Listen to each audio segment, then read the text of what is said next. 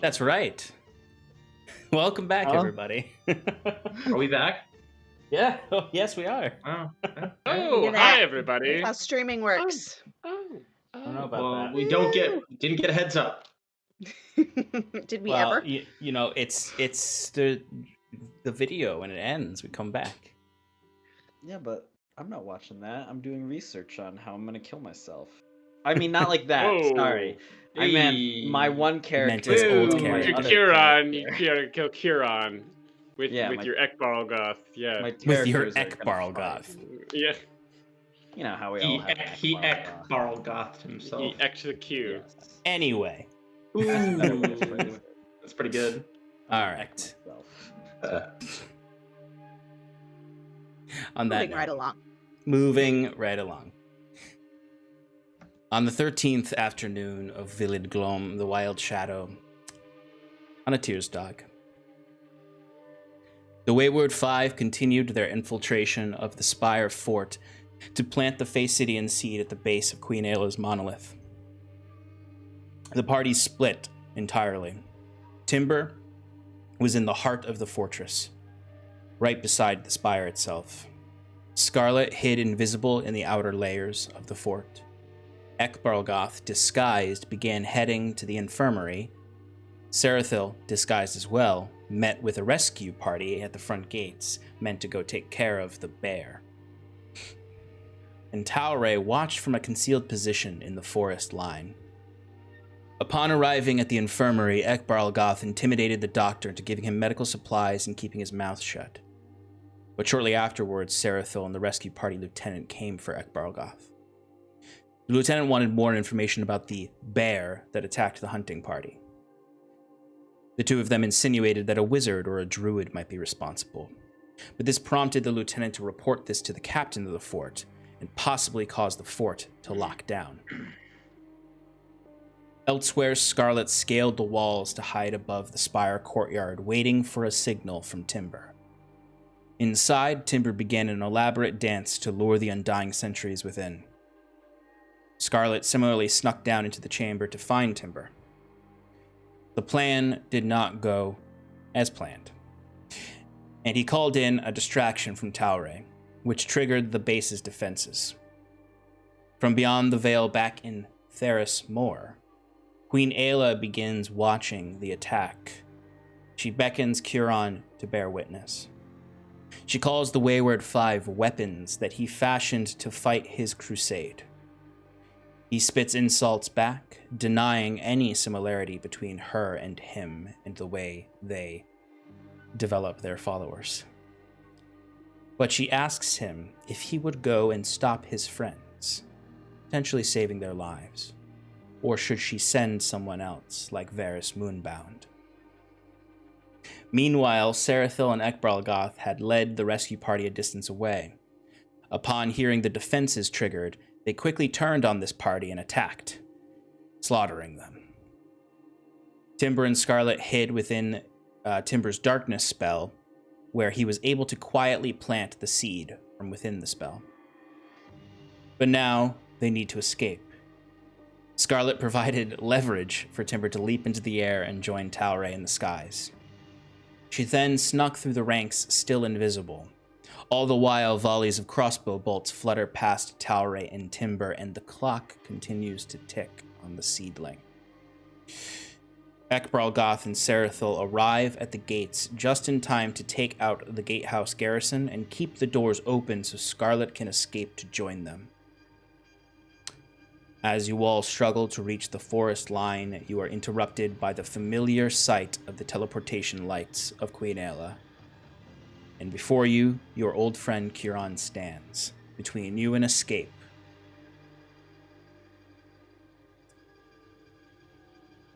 What will you do? What will he do? Let's find out. So, Kieran has just appeared before you all, standing up from a prone position. What do you all do? This is the first time you've seen him since his death. Does he look any different, Sean? Yes, his features have begun to have essentially the bleaching effect that seems to happen to undying. Their skin grows paler, almost like someone with vitiligo, where it slowly becomes paler and paler. And he's wearing the same sort of armor and everything that he was wearing before, like literally the Glass Titan armor. But it's begun to almost bleach itself, where it's losing all sense of color and is becoming just sort of this vague white and purple coloration.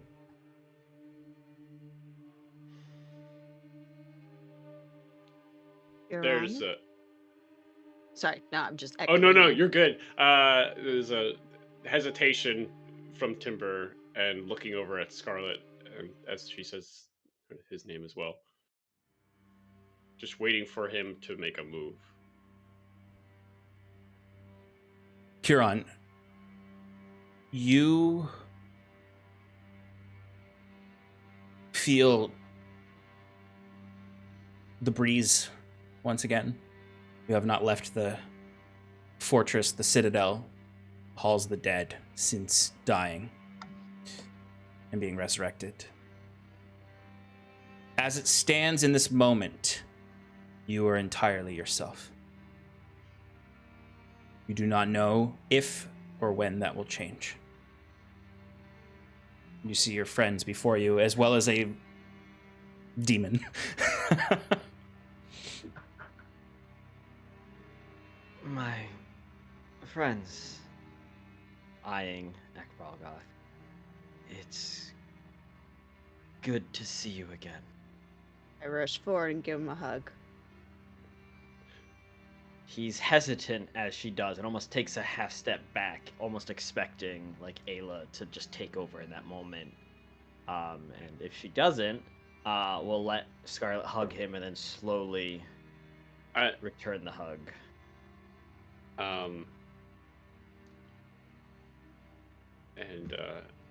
Timber does the same, actually.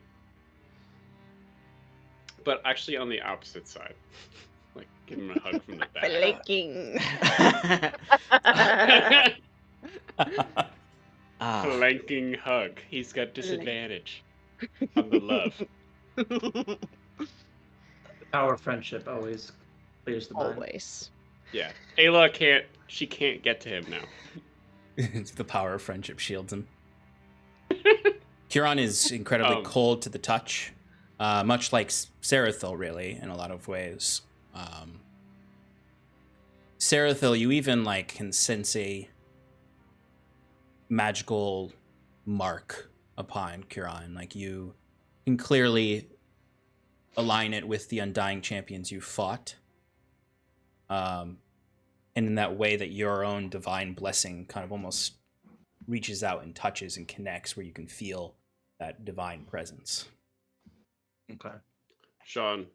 Yeah. I'm going to slap the manacles on Kieran. Ah, nice. Okay, Do interesting. you have them? I don't have them, right? You have them? I think sure I have them. Timber I'm pretty sure would you be have the them. I think you Yeah. were the last one to use it. Yeah. I put them on people and press the button and And then we give it back. yeah. As you're doing that, I'll maybe I'll see that you're taking him out, and I'll grasp Kieran's hands, just be like, "You're freezing," and just try and warm your hands in mine. Yes, well, I am technically dead, I guess, Kieran says, looking to Sarathil.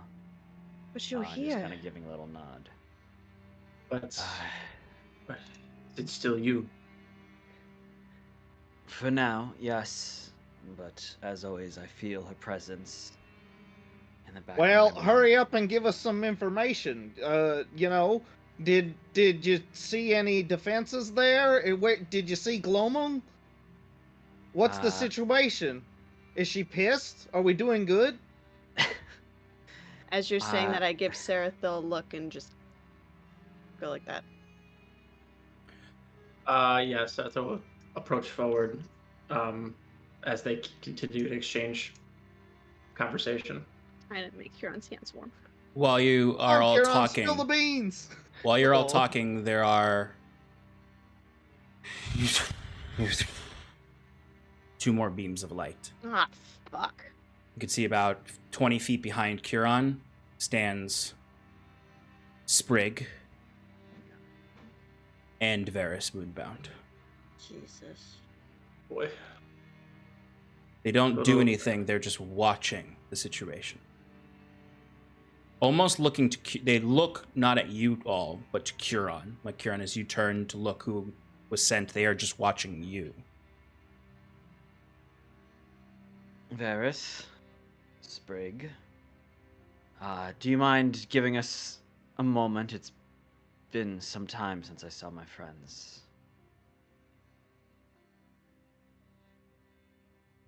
Sprig will give you a nod. Varys does not react. Talray is gonna step in between Kiran and Varys. Kind of lowering his voice a little, Kiran responds, well, I apologize, Talaray, but I did not see any sign of Gloman. As for defenses, I was kept within Ayla's inner sanctum the entire time. I did not have that much freedom of movement. I was always shadowed by one of the champions. As it appears, even out here, I cannot be unsupervised. You're still intact, though, and your memories are still there, so... Yes. You're still in the primal plane. You've not moved on. Yes. I visited Hadric in the Fields of Death, but only for a short time before Adra pulled me back to make me one more of her puppets. So she calls us champions. And he says it, in a cutting way, looking back more towards Varys than Sprig. Kiran, give me a wisdom saving throw. While he's making that throw, you all begin to hear a cracking noise. Can I immediately hit the shackle button? You can. Yeah. Okay. You don't hear the crackling noise from Kiran. You hear it from behind Oh. you. Never mind then. As you start to hear screaming, as you would all hear a deafening crack and explosion sound. Has it been As 10 you would minutes? Yeah, it took you probably a good 5 minutes to get out of there, Scarlet, and you guys have been talking for 5 minutes.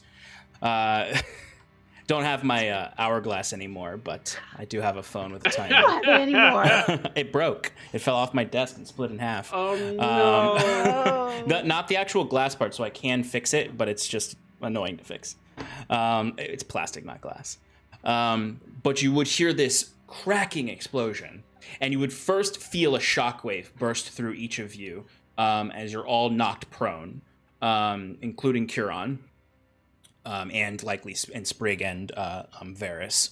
And you would start to hear running as you would see soldiers kind of trying to get off their feet to run out of the fort. You see soldiers jumping from the walls to get away as you just sort of see this large ball of light start to form, almost like it's barely containing its energy of this purple, pink, green, fey-colored lights, and then just sort of blinding light. You don't hear anything anymore. There's just a blinding light. And all your hearing goes to ringing. As I need everyone to give me dexterity saving throws. Including Kiran.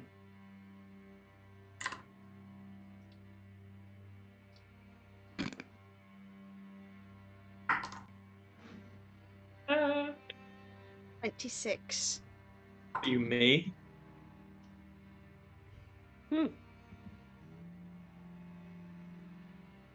What did everyone get? Scarlet got a 26. 24. 24. Same. So Ekbarlgoth got a 3. Kiran got a 14, and Kiran got an 18 on that wisdom save you asked for. Oh, thank you. Okay, so everyone got lower than a 16 on the dex saving throw is going to take some damage. Aww. Should I?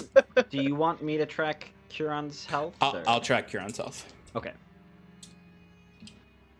Because he's still dead on my sheet. No. Oh no. He's also wouldn't Not be in our using- hearts. wouldn't be using your sheet completely. That makes sense. The champions, they made their passes.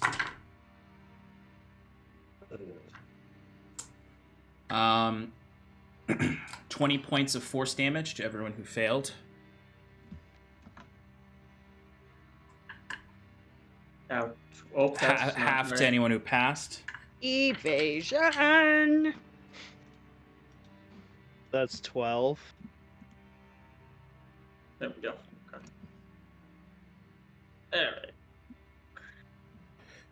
Alright. Tony's not looking too hot. It takes a second for the blinding light to come back to leave your eyes, and the sound to come back in your ears. The first sounds you hear as it comes back is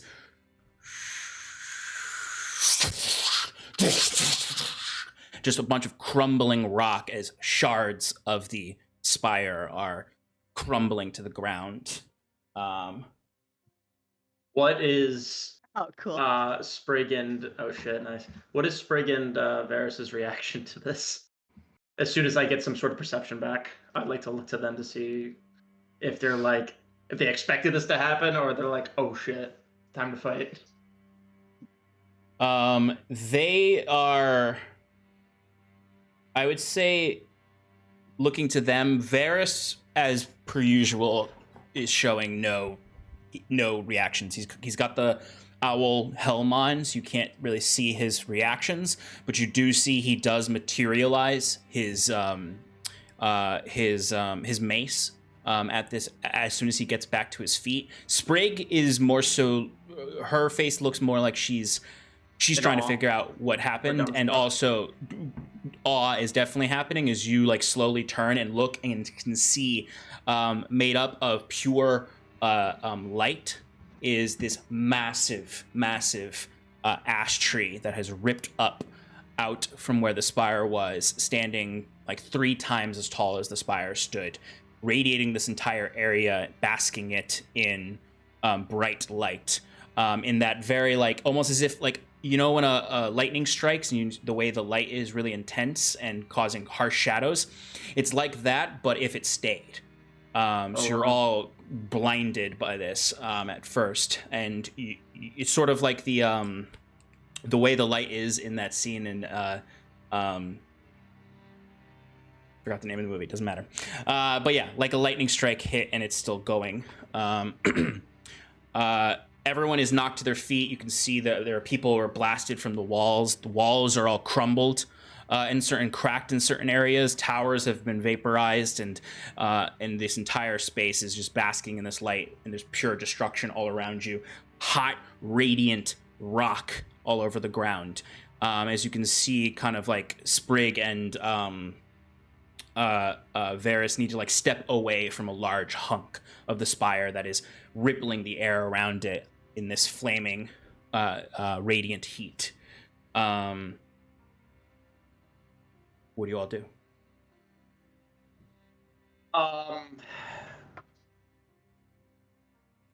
Sorry. So with as soon as Varys takes his mace out, I'll this whole time like, approaching Kieran before, I will run up to him and I will say, I hope that we can keep you with us this time, as I will cast Mind Blank on him.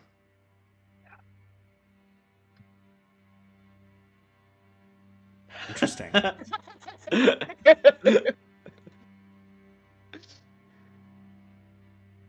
yeah. As sort of a distraction to like make it so people like they don't realize what's happening,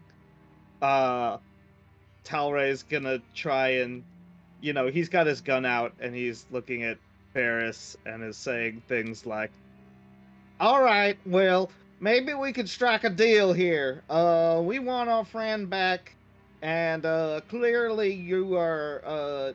That explosion means you're outnumbered. So Mike, give me a. Do you want? Are you trying to do this? What are the components of mind blank? What do you mean by components? So it's verbal and somatic. Okay. Are you trying to do this stealthily? Are you trying to avoid being seen doing this? I'll block you. No. I was just gonna force it onto him. Okay. I need you to roll me an intelligence saving throw. Come on. Intelligence saving throw. You're smart. You're smart. Come on, you're a smart boy. Smartest man in the world. Oh, yes, you Hell- are. hell yeah. What'd you get? 28. 28. Okay. All right. Well, you overcome Varus Moonbound's negate spell on that to block that. Nice. Yeah. Ooh. if he's casting a spell, though, I would notice that. So I think that would probably stand for me shooting at him. Are you going to shoot at Varus? Yeah, if I see him casting a spell at my friend, definitely. Okay. I would definitely quick draw. And It wouldn't take a shot. exactly be a spell so much as you would see him kind of like stomp the base of his mace into the ground, and the moon shards on it would light up in a way that you could see as casting a spell. Like it looks like a spell being cast, even though it's not a spell. But yeah, I don't know what that means. yeah, I know. Being a meteor As I is was gonna saying, fall on as my I was head. saying it, it's like, oh, that looks like a spell no matter what. All right, take a shot and everyone roll initiative. Am I rolling? Sorry, team. for- That might have been preemptive, but You can roll for Please click the right Kieran. move. His arms are clasped in a spell negating manacles. Okay. None of this went how I expected it to. I'll just throw out this That's our entire plan boss sheet all for along. Kieran. Good job, everybody. For those curious, Yeah. Shannon was the one that was Yeah. like, wait a minute. And we were all like, Come join the Genius. Mind Blank Club. Yes. Mike, Blame Shannon. I do need to check one thing. Yep. I think we already checked it, and yes, you can do it on multiple people. It's not about multiple people. Okay. Okay. Yeah. I was just double checking to make sure you had enough slots. Yeah, I just cast the last one. I mean, I already went through this before. I never came this far in this, so I could cast Feeble Mind on myself. So maybe that'll make you happy, but we'll see. We won't find out until the next rest. Oh wait, no. Oh, wait. No. I have to do it now. I have to You do have it to now. do it. right? You have to do it now. Yeah, roll a d20. Right. I mean, the chances Why of now? me getting a 1. I On because the mean, he last used the one? last Don't charge. talk Oh that way. God! Don't talk. Oh. Are you Fine. good? Is it just a one? it's Yeah, just just one. a 1. Yeah, it's just a 1. Yeah. It's just yeah. Could you imagine? I mean, I would think that's hysterical. Part of me, honestly, I told them is like I wouldn't even be mad. All right, I had this whole cutout thing for one of Kieran's special moves. It's okay. It's all right. We'll see what we can do. It's okay. He still has it. It's just on the other side now. I mean, it's not. No, it doesn't. It's not how it works. Damn it. No, says the DM, and we all go, okay. But imagine. But imagine in a world where Kieran is a good guy again. We get to keep him forever. Hey, he's a good guy. He's our special little man.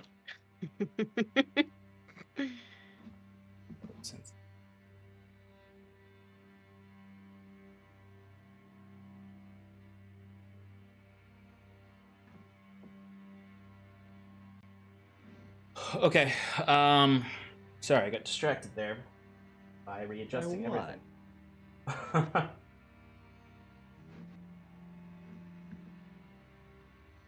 All right. Talray, go ahead and give me an attack roll.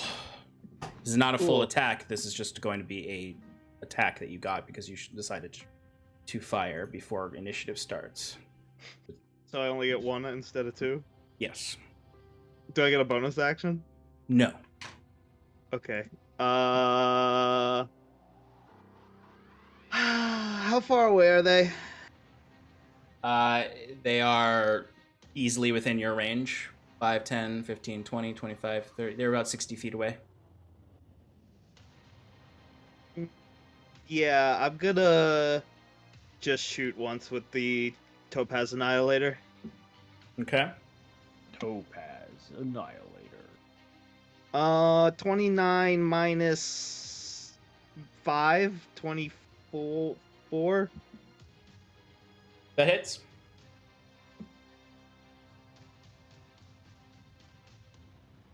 Uh, 26 necrotic damage to Velen. 26. Yep, Varys.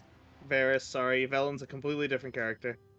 Ellen? What do you just what? Balin. It's Balin? Balin also. Okay. All right, now we're doing actual initiative. All right. 20 to 25. 23.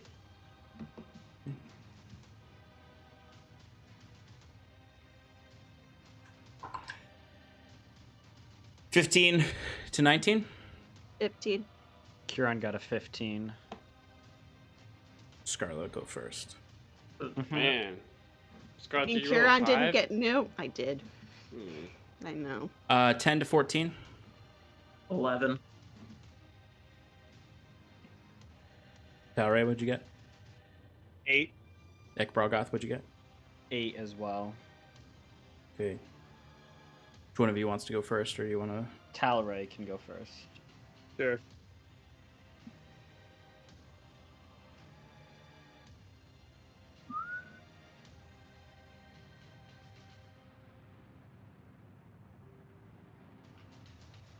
Okay. All right, let's see what we got. Okay, 20. Timber, what's your dexterity? 5 plus 5. Okay, roll again. Sure. Well, with regular initiative? Yeah, Oh, it doesn't regular. matter. It's the same. Sorry. Yeah, it's the same. Oh, okay. I got a natural 20. thing. Okay, so you'll go first That was a before waste. Varys. Hey, it has you going first before Varys. Oh, Sprig, rolling nat ones. He's so devastated by the explosion. He's so cool. Alrighty. He's so cool. She. It's yeah. You're right. Timber, you're up first, then Varys, then Scarlet's on deck, and then Kieran. I have to decide how Kieran's gonna work in this fight. So, do I know what you cast on Kieran? Does Timber? Yeah. I mean, would've if you've seen- seen me cast it on Scarlet any of the days in the past weeks, I'm sure you'd probably put it together because the whole thing is channeled through the diadem. Got it. I'm gonna quickly just give a glance over and say, "Did it work?" I don't know. Looking to Kieran. Kieran, you're uncertain the effects of this. You feel, you do feel a slight sense of mental calm from it, but you're uncertain. There's no like indicator. You don't immediately. It's not like Scarlet where she felt like a evil presence in her brain that then is calmed because she literally has a physical manifestation of it in her neck. You just feel immune to psychic damage right now.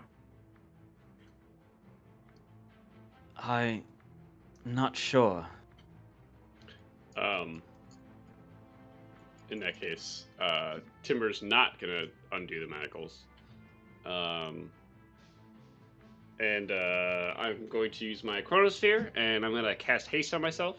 Okay. That makes sense. Bonus action, I'm going to Hex Blade Curse the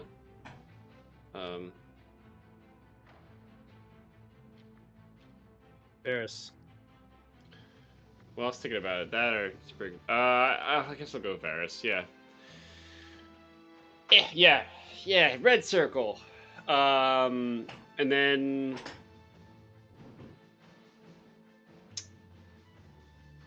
Can I do that? Can I do this? Can I do this? Hasted action. I'm going to use Mercurial Shroud on myself. Ooh. And I'm gonna create Sneaky boy. 3 doubles of me, which just means quadruple myself, not 3 doubles. That would be 8. Yeah, so Kieran, this might actually be interesting for you to see happen. Kieran, you recognize an old stick with some dried out fungi on it that might look familiar to you. That has his kunai at the top, creating this spear.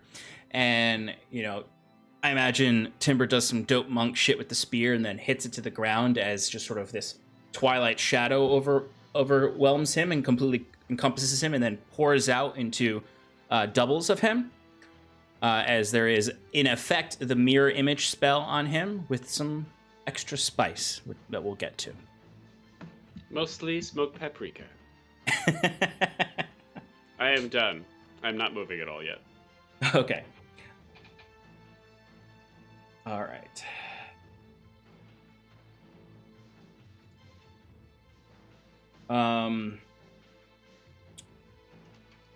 Let's see. Sprig is going to use a legendary action at the end of your turn to turn invisible.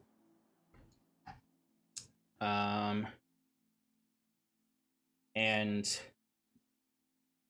Varys is going to use a legendary action at the end of your turn as well to speak in a forgotten tongue as his voice echoes out as he again slams the mace down, and everyone within 120 feet who he targets, which is all of you. He's not targeting Curon yet because they don't even know necessarily what's going on with Curon. Needs to make a wisdom saving throw. Yes. Wait. Yes. Okay. 18. Yeah. 12. 5. 20. 5? Talray? What happened to your wisdom? That This 20, is 26 Ekbar total. Oh, okay. Mundy has to roll this as well. Oh, Monday. Not So Monday. far, the only one to pass is Talray. Wait, what? What did Talry? What? Oh my god, damn. I got a nat 20. Oh, God. Oh, Jesus. goodness. What did you get, Sarathil? 18. Okay, that's what I thought you said. Yikes. No. Yikes. Okay, yeah. Monday got a 18. He's got -2. Oh, it's plus Okay. 2. Oh. Okay. All right, everyone who failed takes 22 points of psychic damage. What was the DC again? All right, well, did 18 pass? 18 does not Well, pass. except for Okay. Scarlet, right? Scarlet doesn't take any damage because she has Mind Blank on. Nice. Thank you. But Forgot about that. and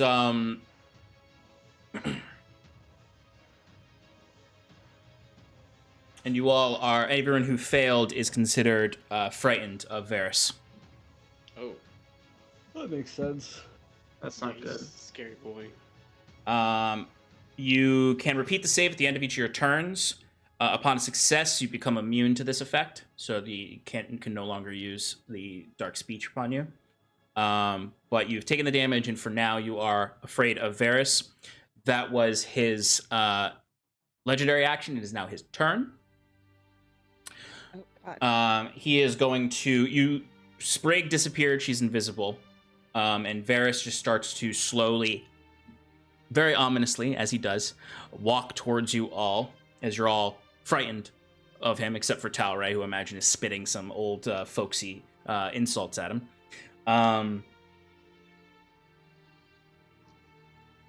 But he is going to use his full movement to come up to you all. There.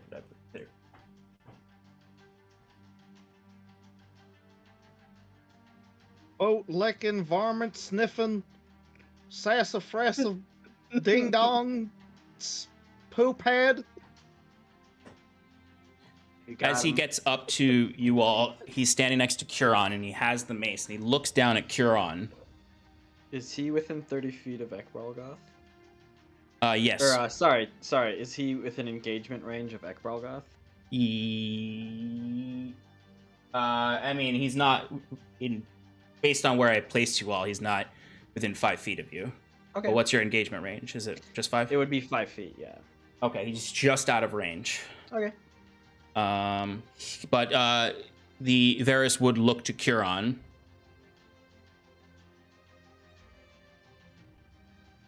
What are you doing, heretic?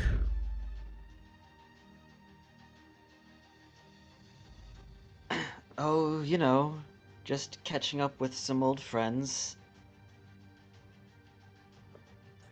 He takes that remark in a very matter-of-fact way and turns and looks to the rest of them and goes for some attacks.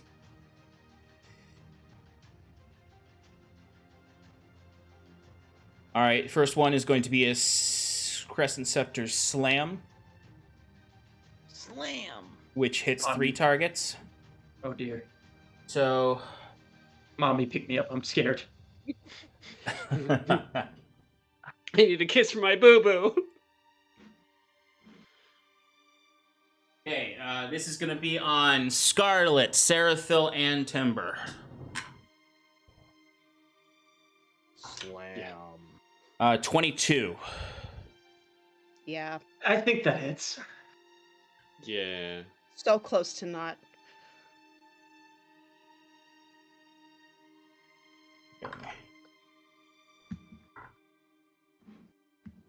All right, so that is going to be 20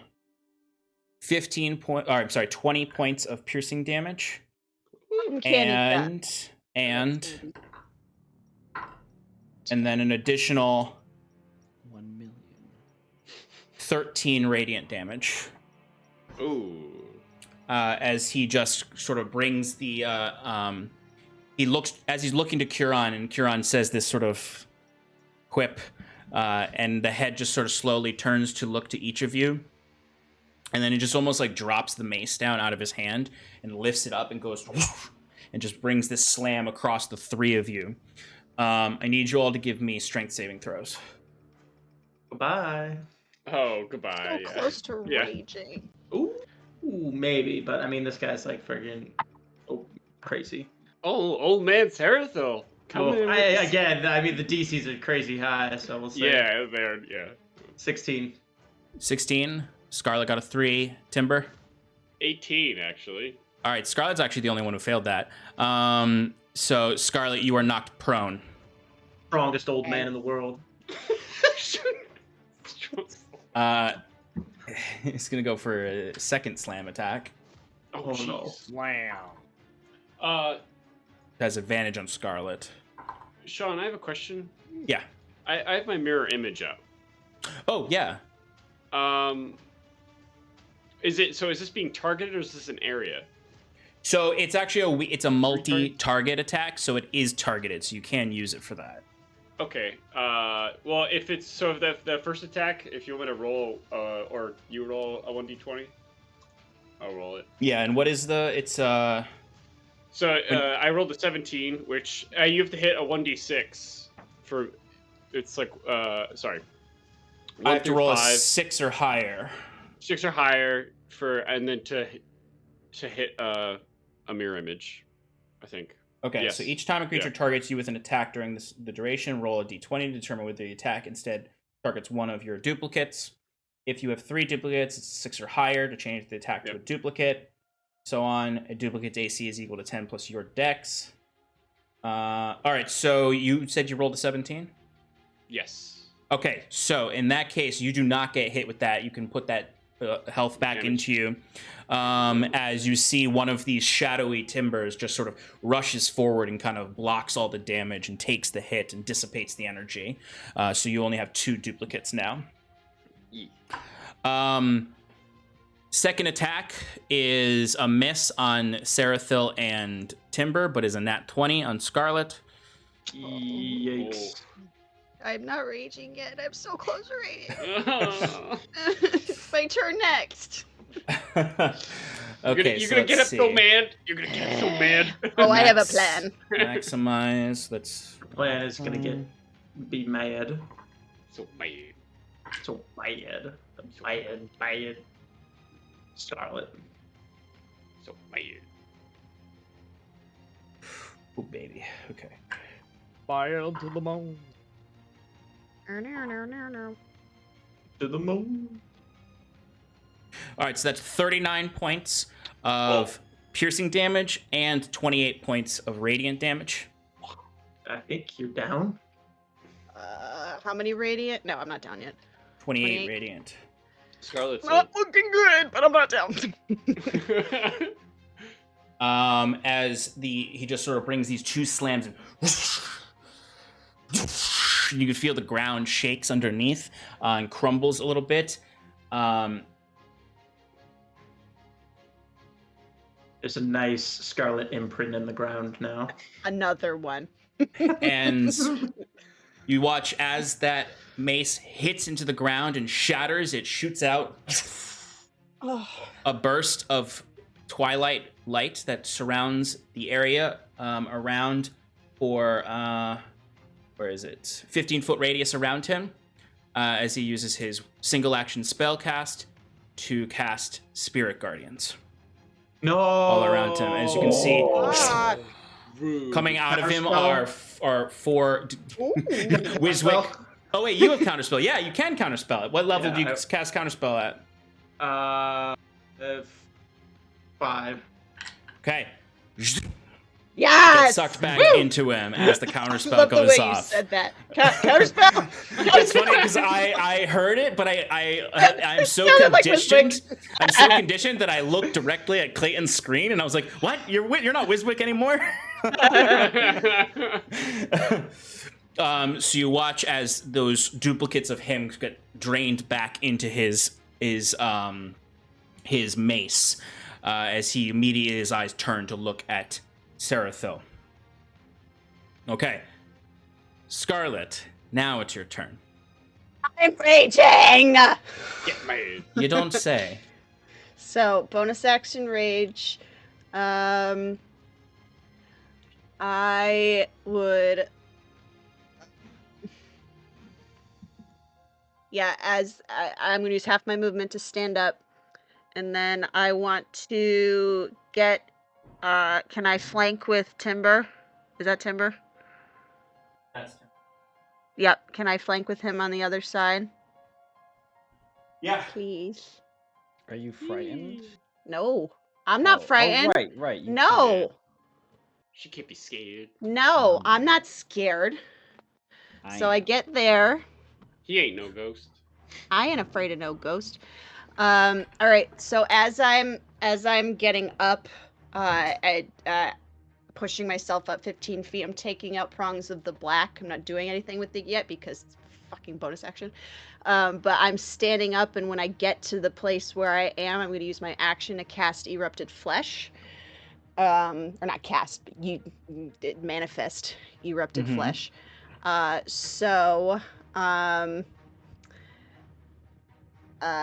see. Creatures within 5 feet of me must make a dex saving throw, and if I placed it correctly, should just be him.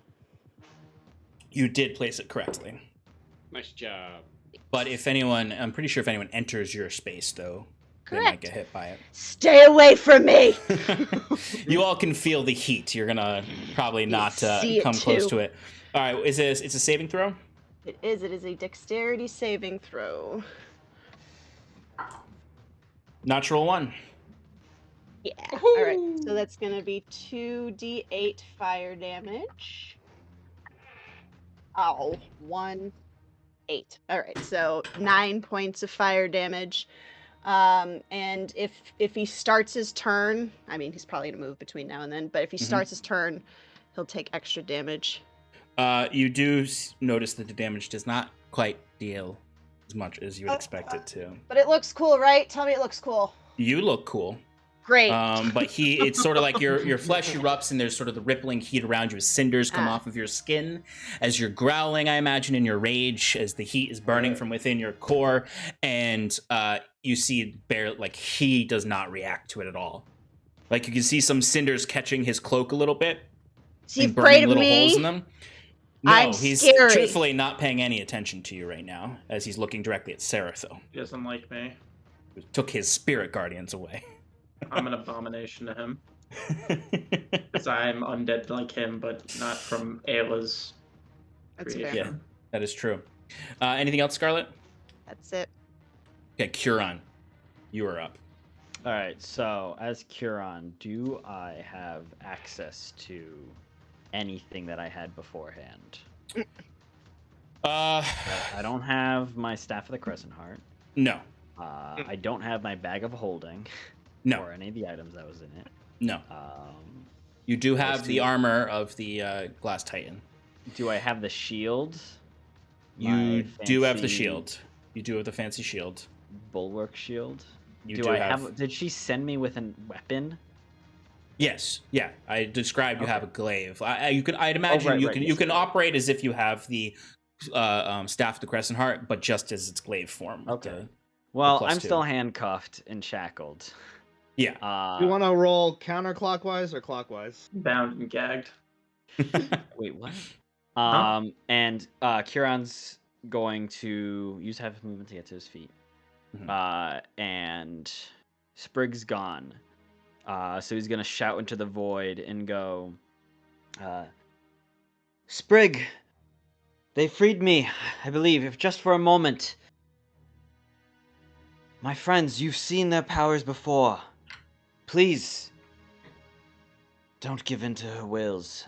She can be beat. She is not as right as she thinks she is. And you, Varys. And Curon will look at him. Don't hurt my friends. And he's going to leap up and he's going to throw his arms over Varys' neck and try to put him at chokehold. Yeah. So I guess that's a grapple. Yep. So go ahead and give me an athletics check. Old man grapple. Old man grapple. Wow, that's a 19. Nice. Inspired by friendship. That's the title of this episode. Inspired by friendship, the real journey. He is proficient in Friendship? No, he's definitely not proficient in friendship anymore. Maybe when he's alive. That's a 26 from him. Okay.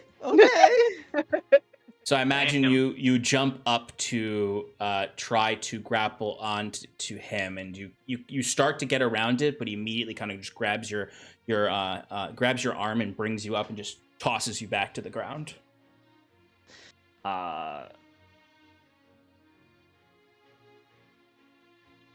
right, ends my turn. Okay, Sarathil, you are up, but before you go, No. he's going to use his last legendary action for this round to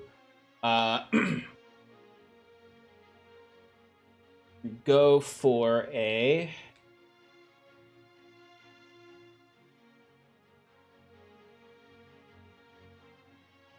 I'm going to roll a d4 to see what he does, because he has a few different options here. Did people Is roll one of to them get go rid of home? frightened? Oh, yeah, you guys can... Well, it wasn't my turn yet. well, no one was frightened yet. Oh, okay. Sarathil, I mean, Wait, all right. Never mind. So Sarathil's turn is next, but there's a legendary action happening before that. All right, so Curon, give me a wisdom saving throw. Oh, little old me. Come on, Q. 16. Okay. You are enveloped in twilight shadow completely. Roll me a d4.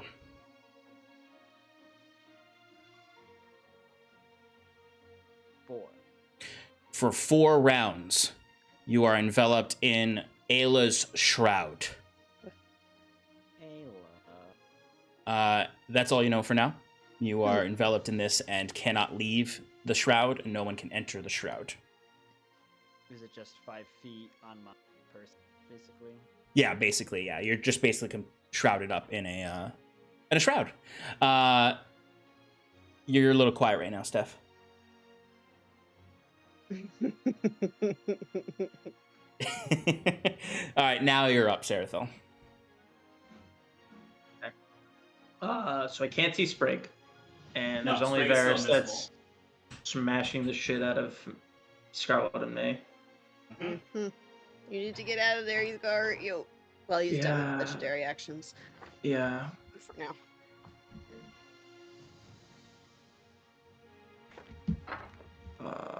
You know.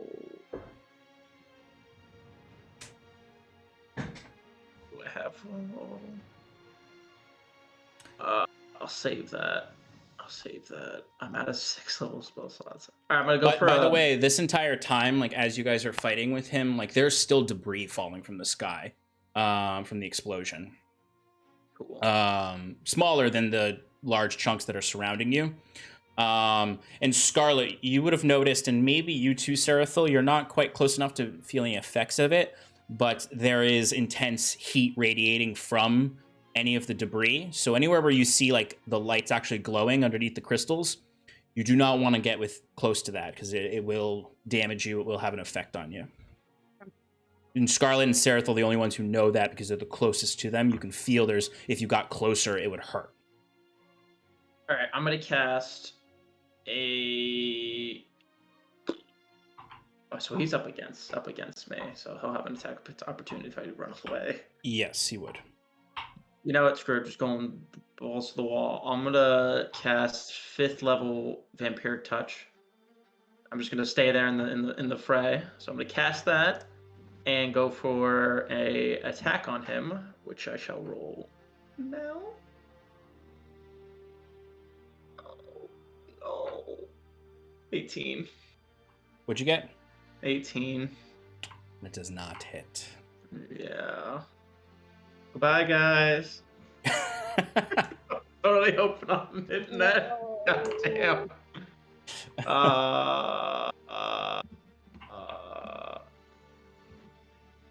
Fear check. No. Oh yeah, you also would have had disadvantage on that Vampiric Touch since you're afraid of him. Oh, that's true. Wait, do I have to run away from him also? No, you just can't move closer to him, which you're right in front of him, so you can't really get closer. Oh, wait. All right, well, can I roll to not be afraid of him anymore? Yes, you can. Go ahead and give me a That's wisdom saving throw. 17. You are still afraid of him. Oh god, this freaking guy. Well, that was my The wisdom saving throw does, like, the DC goes down the more you have to make it. Yep. It's not going to be that super high DC forever. Well, that was my great turn. Crushing it. Can you use the is the extra roll on checks only for ability checks for your racial feature? Or can you use it on attacks? I believe it's only on ability checks, but I'll double check. Cool, just checking. I wish it was on attacks. Whenever you make an ability check using a skill, yeah. All right. Talray, you are up. Ekbral Goth is on deck.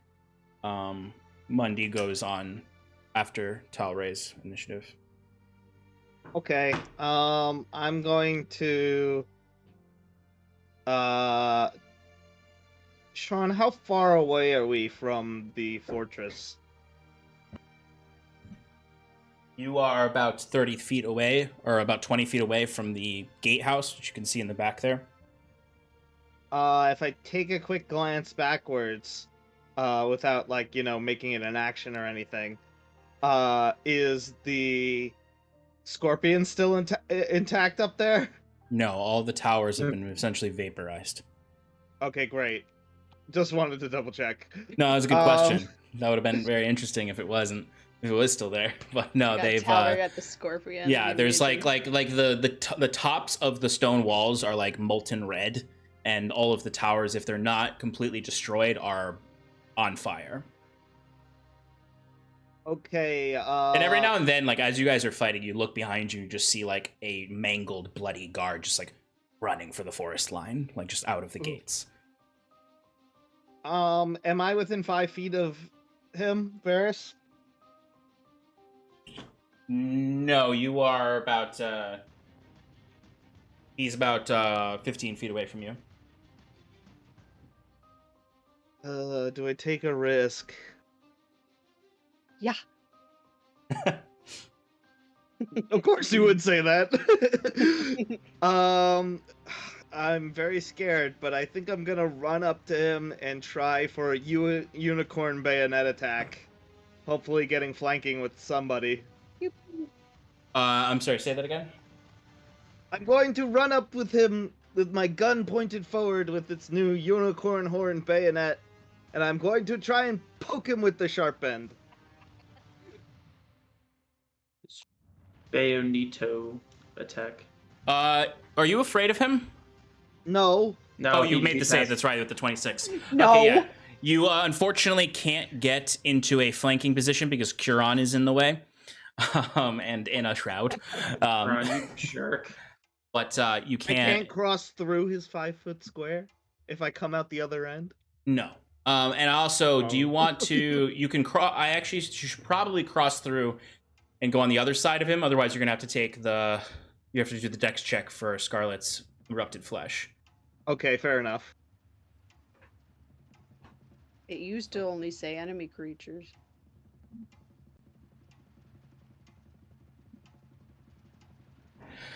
Yeah, it's a racial feature. They're not supposed to be the strongest things in your arsenal. It was for a little while. All right, Talric. Yeah, because you were level 3. Talric, go ahead and go for that attack with the unicorn horn. So no advantage, right? Just double checking. No advantage, just straight. Oh, all right. I got a 12. Yeah, it is not gonna hit. I'm gonna do it again. Go for it. How about a 13? That is not gonna hit. Unfortunately. I'm very injured, and it's a new weapon, and I'm a little rusty. Okay. Bonus action. Oh, dang. Sean, can I use my bonus action to, what do you call it? Use a spell, Guardian of Nature, which gives me advantage on dex-based attacks, which means that those 2 rolls could have just been 1 attack, and I could do it again. Sure. Because you guys are in a Thank you. bit of a jam, I'll allow it. I appreciate your, DM benevolence. I do it again! Go for it. Alright. Okay, so I think a 29 will hit. Yeah, that'll do it. Alright. I jam him for 12 damage. You jam them. You jab them. Yeah, and How much damage was it? 12. And what kind? It was a piercing damage? I guess? I'm not really sure. Piercing magical? You decide. Yeah, magical piercing. I was just checking. I don't remember what we had set for the damage type. I didn't put a damage type in there, so We'll I'll put go it with in now. magical piercing. Thank you. Okay, Okay. and I hit the button to detach the Yep. unicorn horn, so now it's just like sticking out of him. Like I Yeah, stabbed him. imagine you got him like right between the rivets of his plate armor, and there's just sort of this jammed in, crunching metal sound as the unicorn horn has dented some of the metal in, and is now deep into his side. You can see no blood coming out, of course, because they don't have blood. And yeah. Awesome. And then bonus action to I already used it to cast a spell, but it's Mundy's turn. Mundy always takes the dodge action if I don't give him a command, which I did not. But he does get to roll to get rid of that fear. That's correct. So what am I rolling? Int? Wisdom save. Okay, he's got a +2 to that. Let's see. Does a 12 do it? No, it does not. Okay, he's still spooked. Okay. That's my turn. Ekbarlgoth, you are up. All right. A little confused as to what's going on exactly, but understands a threat when he sees a threat. Ekbarlgoth is going to use his Hell Sight as an action, allowing him to see the location of creatures within 60 feet using magic to hide or disguise themselves. Nice. Wow. That is... You can see yourself. You can see what I see. Oh God. You can see Sprig now. All right, can I that's- move 30 feet up to her? Is she within 30 feet of me? She is. All right, gonna move up 30 feet. And I imagine, like, he's almost gonna, like, saunter, like, walking, like he's walking around, Varys, like, being like, I must avoid the, rather scary-looking individual, and ha! And then he's going to, as he gets up in front of her, he's gonna bonus action cast a, Baleful Interdict on her. And you would see Sprig definitely has, like, that like, anime reaction. She's like, oh! Oh, how did you find me? All the lines coming off, and the big eyes. And then so with that bonus action, I do get an attack with advantage. 12 plus 12 is 24. 24 will hit. Awesome.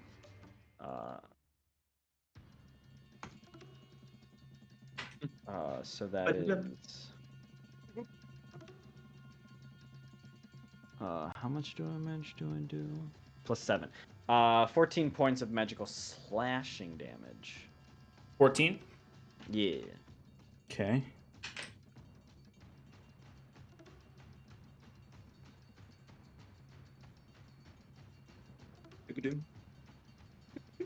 And then after he hits her with the blade, he readies it and goes, "The small sneaky one is over here if anyone wants to assist."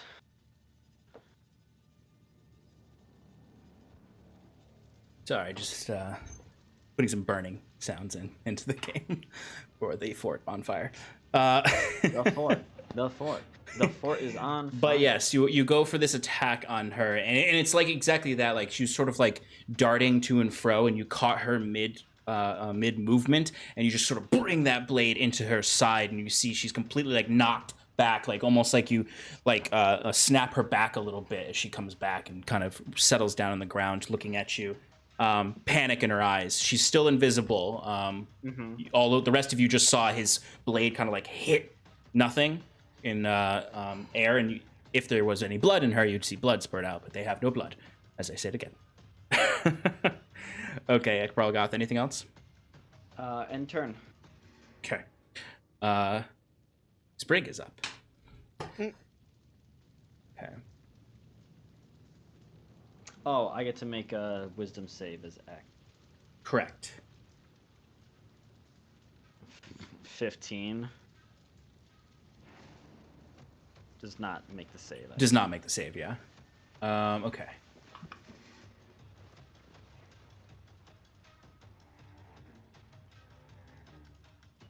All right, she's going to use one of her Undying Gifts. I bet she does. 90-foot line, 10 feet wide.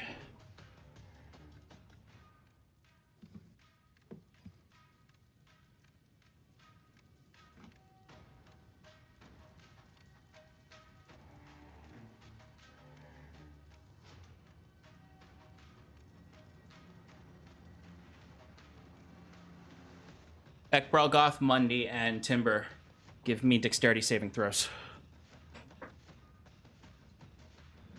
Oh, I'm sorry, and Talray. Oof. Woof. Oh my god, I've been forgetting about. Keep forgetting about Eckerd's -4, minus D4 to enemies. with Oh, his yeah. speed. Let me write that down so I remember. I'll It's 30 remember feet, going right? forward. It's only 15, so 15, I think I'm okay. outside of Varys's. Yeah, you would range. just get Sprig for that. All right, Timber, what'd you get? I got a 19. 19, that does pass. So you'll take half damage, but you can use evasion for that. Okay, so you will take no damage. Mundy, what'd you get? 17. Mundy failed. What did Talray get? 25. Talray passes, will take half damage. Ekbralgoth, what'd you get? 17. Fail, so you'll take full damage. Oops. Is it radiant damage, Sean? It is radiant damage. Oh, okay. Then Mundy's gonna take half anyway. So Oh, is okay. Ekwarlgoth. Okay. Let's see. What type of... Pokemon are you? how many D10? Why do you do the things you do? Cause I love you. Okay, That's not how the song the goes. max damage is 41 points of radiant damage. So that's halved for Mundy, halved for Talray, halved for Quartered. everyone, and then quartered for Talray? Oh, yeah, because you... Yeah, he wait, has is Talray... resistance too. He's also resistant? Okay, cool. Yeah. Quartered for Talray, and halved for Ekbralgoth, and nothing for Timber. As you would see, what she would do is she would pull out her moon sickles, bring them together, and just sort of bring them out and go like this, and you would see these two kind of crescent moon-shaped beams would just fling out and shoot across in a beam for 90 feet across and 10 feet wide. So you see it like hits into the burning debris behind you all as well. As you just hear a bunch of crumbling stone and rock and wood as this rips through. Although majority of you do quite well with it. Timber, you just don't monk shit all around it. And the rest of you really, it's not that you do well avoiding it, it's that you just bear it. Yeah. Okay, that takes up her full action. She is then, and that makes, she's no longer invisible. She is going to bonus. Oh, that's right. I'm remembering all of Sprig's special features. She cannot get. She's immune to opportunity attacks. Oh, Mm. is that because she's invisible? No, it's just sounds like Just something. one of she those is. abilities she's got. No, she doesn't somebody- move. She completely phases. She doesn't move physically. She literally, her movement is Misty Step permanently, basically. Got it. Well, isn't that nice? For her. All right, Timber, you are up. Varys is on deck, and then Scarlet. All right, I'm gonna use my hasted action to calm the fear away.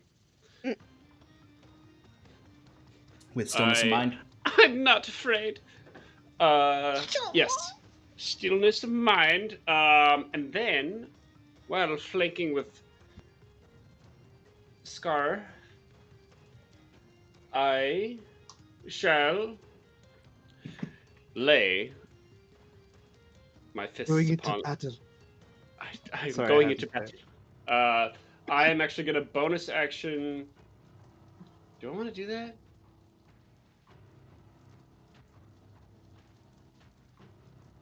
No. I'm just gonna lay into him. I'm just gonna start pummeling. Go for it.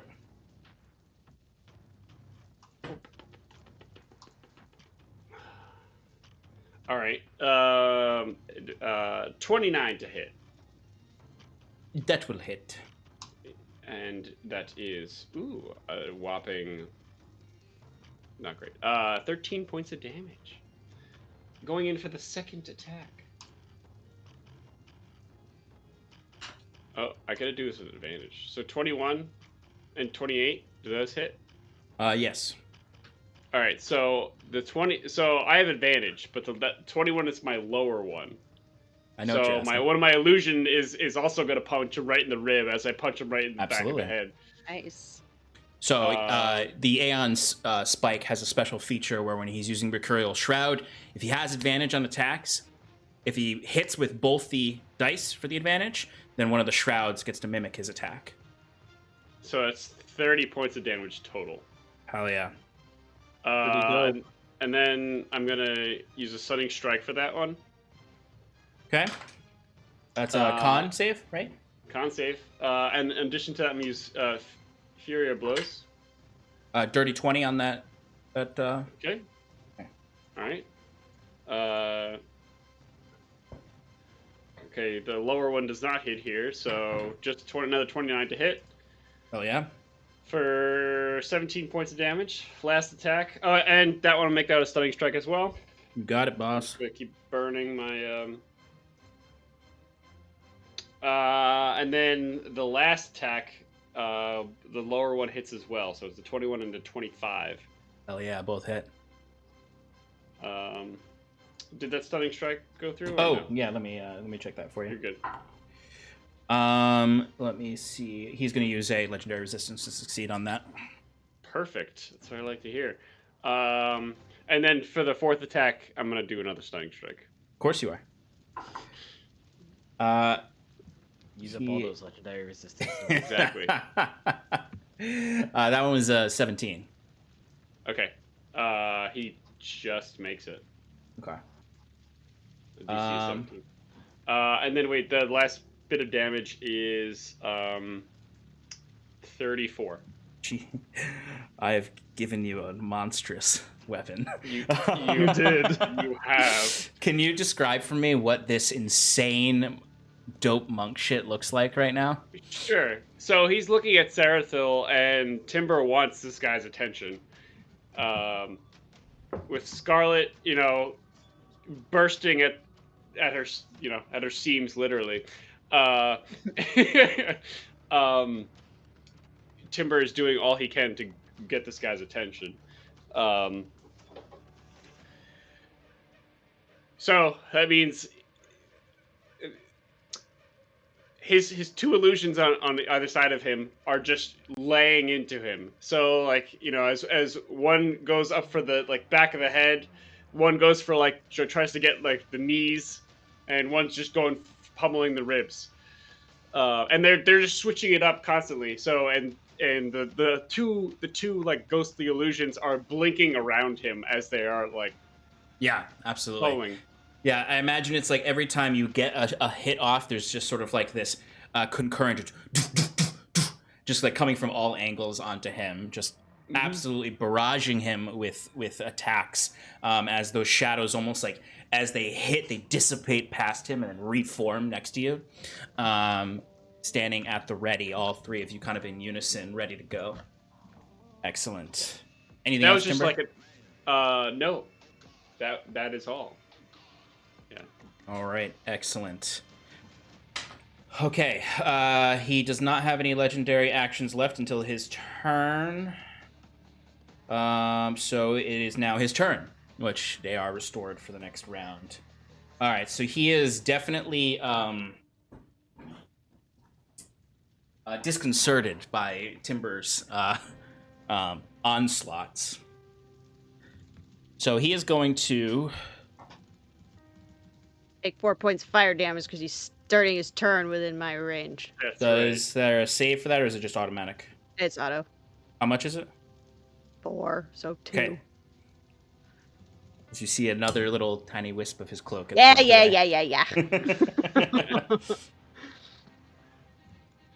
Okay, so he is going to keep... or does he want to do that? Nope, he's gonna slam. Okay. Talray, Timber, and Sarathil are going to be struck with slam attacks. Yeah. Not fun. Sean, I rolled a We 9, love them which is slimy which is one of my mirror images. That's just above what you needed, right? Yeah, it's just above. Yep. Okay, so then you don't. Then this won't hit you no matter what. Well, it's a good thing this first one doesn't. It missed, so that then we'll keep that 9 though for this second attack. Okay. All right. Yeah. I guess I should have asked you guys what. I don't Our imagine. ACs are? Yeah, I was thinking. Oh yeah, Sarathil. I should ask him. Sarah, does an 11 hit you? Oh shit. Yes, but I'm gonna shield. Yeah. I was sitting there. I'm like, I'm used to everyone's ACs being like 20, 18, and then I'm like, all right, 11 doesn't matter. Yeah, solid 9. A solid 9. So the way I'm gonna flavor this to make it cooler for you is that Sarathil brings the shield up and it blocks the attack from hitting all of you. As this hit just goes, you just see this web of necrotic shroud burns across. All right, so second attack. Okay, 15. Did I hit you with the shield? I think it doesn't. That will hit you. No, that will. It's 9 plus 5 because shield's 5, isn't it? Oh, I did not know your AC was 9. I thought like the 11 was your AC. AC's a 9. Yeah, my AC's a 9. Okay, so Gotta Sarathil's gonna get get you some hit. armor. The rest of you were not hit by this, I imagine, with the 15. Oh, you poor thing. Oh, I'm sorry. Actually, it's a 14. But then it Does just that hit? makes it. I just Okay. well, it just still it just hits. it still Okay, I hits. was just checking. I calculated it wrong. It was okay. That wasn't a Frail DM old mercy man. thing. Me being No, like, yeah, maybe it's this will just help. No, funny. I literally calculated it wrong. Okay. All right. Let's do this. Let's count this damage. Would have been better. It would have been better for him to have just attacked Sarathil with his normal strike. He would have dealt more damage. Okay, let's do the radiant damage first. I'm gonna die. 14 radiant damage. I'm down. No! How do you want to do the shot? Wait. How close is Sarathil to me? Is he within 30 feet? Let me see. Yeah, I mean, I don't...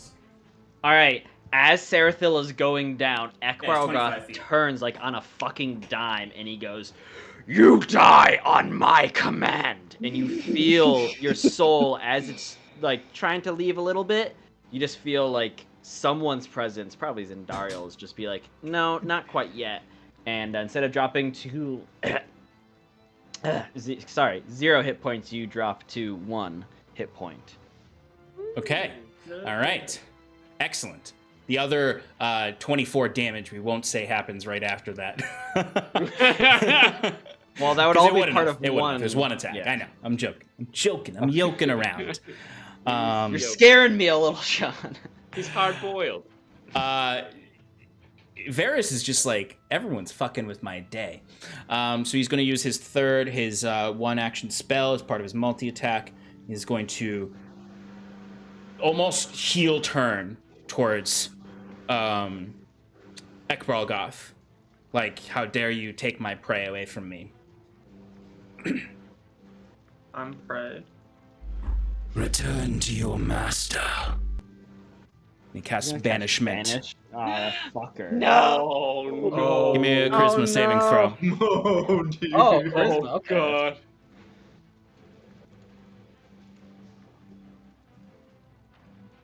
Oh, 19. Just makes it. Oh, thank God. One of the few saves I can actually make. Yeah. Oh, man. I was sitting there. I was going to cast banishment on Timber, but then I was like, oh, but if I cast it on Ekbargoth and it stays going for a minute, he's back in hell. All right, so the banishment does not go off. Yeah, Ekbargoth just That's kinda how we waves keep his Huron. hand, and he's just like, "I'm not yours to command." Hell yeah. Okay, that is the end. Actually, does he have any bonus actions? No, he doesn't. It's my turn. Oh, jeez. All right. Well, you heard it, folks. You heard it, folks. All right, it is Scarlet's turn. All right. I'm going to, seeing Sarathil almost completely, go down. I'm going to take out my Blade of the Dawn, and I'm going to sink it into a weak point that I can see in Varys's armor. And I hopefully will hit, because then I can hopefully give you some health back, Sarathil. Please, that'd be awesome. That's what I tried to do for myself, but... All right, here we go. I have advantage because, oh, thank God, that was a 1. Oh, Timber and I are still flanking, right? Yep. Yeah. Okay. Shannon, All right, that's better. add an extra 1d6 to the damage for Mundy's bonus action. What'd you get, Reaction. Shannon? Thanks, man. Undy's dragon breath. I got 30. Sean, I got a 30. That'll hit. That'll hit. Cool. All right. How much so do I that's heal? gonna be hang on. Hang on. Hang on. Everyone chill. All right, that's I'm gonna be doing damage. 7 points of piercing damage. I'm pretty sure he's immune to radiant, but I'm gonna roll it anyway. That's a 4 radiant. 4 radiant. Yeah, I'm getting there. Oh, okay, sorry. Radiant he is resistant to. Okay, all right, so 2. And then is Mundy's radiant too? Yeah. Yeah. All right, I rolled a 5, so another 2. Hey, every little bit counts, right? All right, sneak attack. That makes me think of in Is campaign he- 2 when Ford kept dealing 1 radiant damage with his like immolate ability. Is it a fiend or aberration? No. I'm a fiend. That's All true. We've got You are a 4, 8, fiend. 12, 15, 20, 21 points of sneak attack damage. Okay. Do you want to? Can't you, if you want, can't you Whales of the Grave this to Sprig? I don't know how far away they have to be. If it's within 30 feet. If it's within 30 feet, She's yeah, only it's- 15 feet away from you. Can I see her? Yeah, she's Or not she's invisible still anymore. invisible. Great. So she's going to take 12 points of necrotic damage, which I'm Necrotic? sure she's. Yep, which I'm sure she's resistant to. No, necrotic deals extra damage. Oh, well, that's nice. You recall I fighting know. them. That's what I was hoping to get my touch on them. Yeah, I should have said this also earlier when Talray got his shot off on it significantly impacted Varys in the same way that this 12 points of necrotic damage is just sort of immediately almost like weakens Sprig, where she almost falls to a knee because it deals twice as much damage. And then I'm going. Remember, they're to, reverse undead. 11 points of healing, Sarathil. 11 points of healing. Yep. I rolled a 5 and a Oh. 6. That's fine. Everything counts. Yep. And then I'm going to bonus action disengage and back the fuck up. Where are you going exactly? I don't know. Remember, You know, if you I'll- get close to the crystals, you might take damage. You might suffer. Yeah, I know. But I'm fiery. I'm Up to going to I'll turn and start walking to Sprig. I don't want to get right up to her. I want to be like within 10 feet of her. So just move me back 10 feet. Scarlet, did you add your rage damage? No, fuck. I didn't. Add another 3. Thank you. I like the idea that you just sorry, said no, I add 2. casually walk towards Sprig when like disengage is supposed to be like sort of this deft movement. And you're just No, like, I said I turn around and walk. I turn and walk. Yeah. Yeah. Just I what- stabbed the man. when I have I erupted stab him and flesh then I just up, go, well, a hair toss too. When He's I a have little erupted distracted. flesh on, I just walk everywhere to look menacing. Excellent. Anything else, Shannon? Nope. Just it. All right, legendary action at the end of your turn. Damn it. My fave. Ba-ba-ba-ba. Shannon, were you afraid of him? No, I'm immune to that. You're right, immune. Right? That's right. I just checking. Just checking. I Is ain't anyone afraid of still no afraid? ghost. Who's still afraid? Mundi. Mundi, Ekbalgoth. Ekbalgoth, and Sarathil. Okay. Nah, he's not gonna use that. That would be. What does he have? Dream Eater? Is that what you're saying? No. He could use Dark Speech again. Your And if dream. you haven't passed the save yet, you're not immune to it yet. So he Oh, could delicious. deal that on the 4 of you, or 3 of you. But instead, he's just gonna go for a. Well, you know what? He's gonna go for another banishment, I think, with his legendary action. One more try. Banishment on. He's going to keep his. He never broke his gaze with Ekbalgoth, and he'll just again attempt to banish you with his maul. So go ahead and give me another charisma saving throw. Be charismatic. 26. You're sticking around. This is your new home. What and did you're I not just going say? anywhere. Get out of here! Is what Ekbalgoth says. The fight's not happening anymore. It's the two of them just throwing petty insults at each other. Get out! I'm not going anywhere. Leave. Not till I die. All right. Not today, This- Buckaruno. Not this time.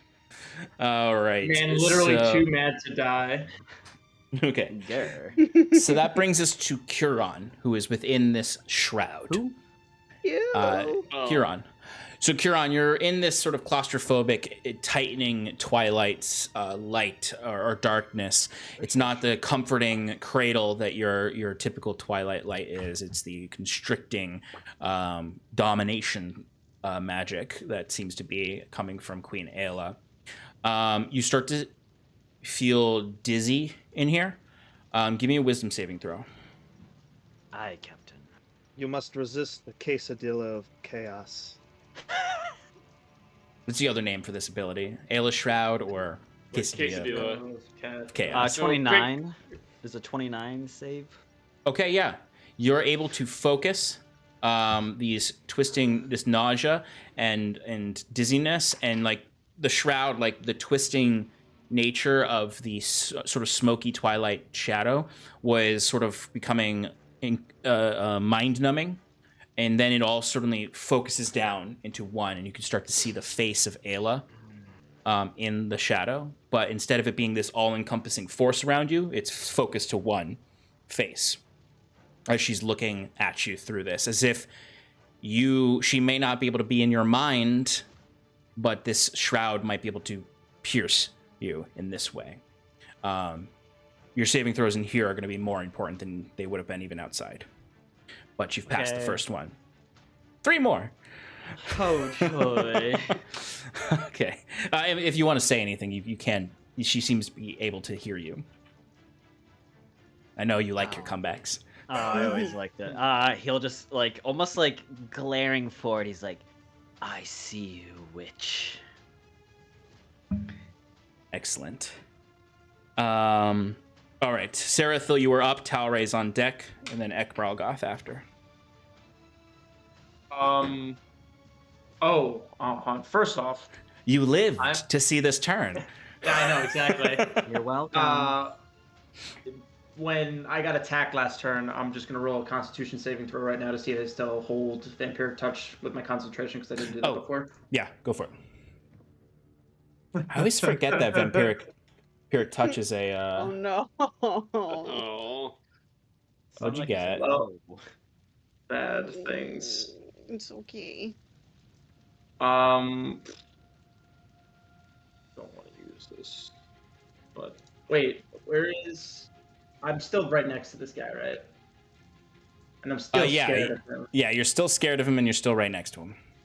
And I can't move any closer to him. And he'll get an attack of opportunity. Did he use a reaction? He has not used his reaction yet.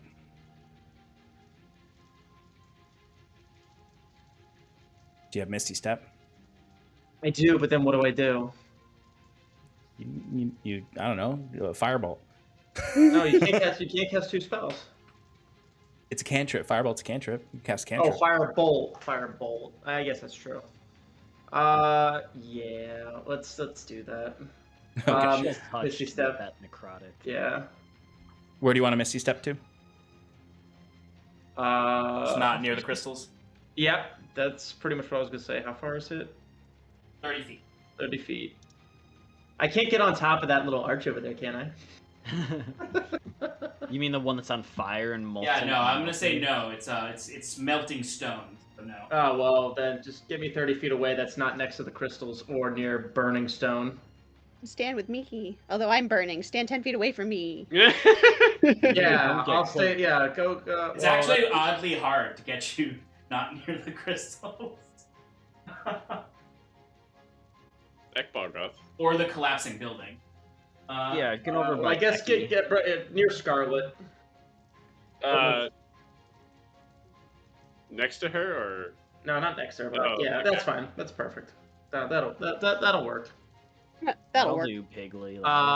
And I will. So that was my spell. Mm-hmm. Still cast thumbs. cantrips. Yes, I will cast Chill Touch on him. Ooh.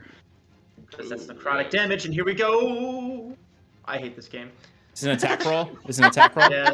You have yes. disadvantage because you're still afraid of him. Yeah, I mean, Oh, it doesn't. buddy. I don't even need to roll again. It's okay. You're doing great. That's my turn. Go ahead and roll to see if you break the fear. Yes! What is it? Wisdom. Wisdom?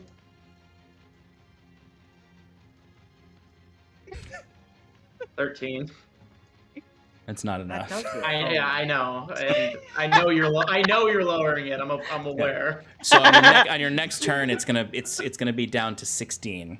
So I'm hoping you get it. Well,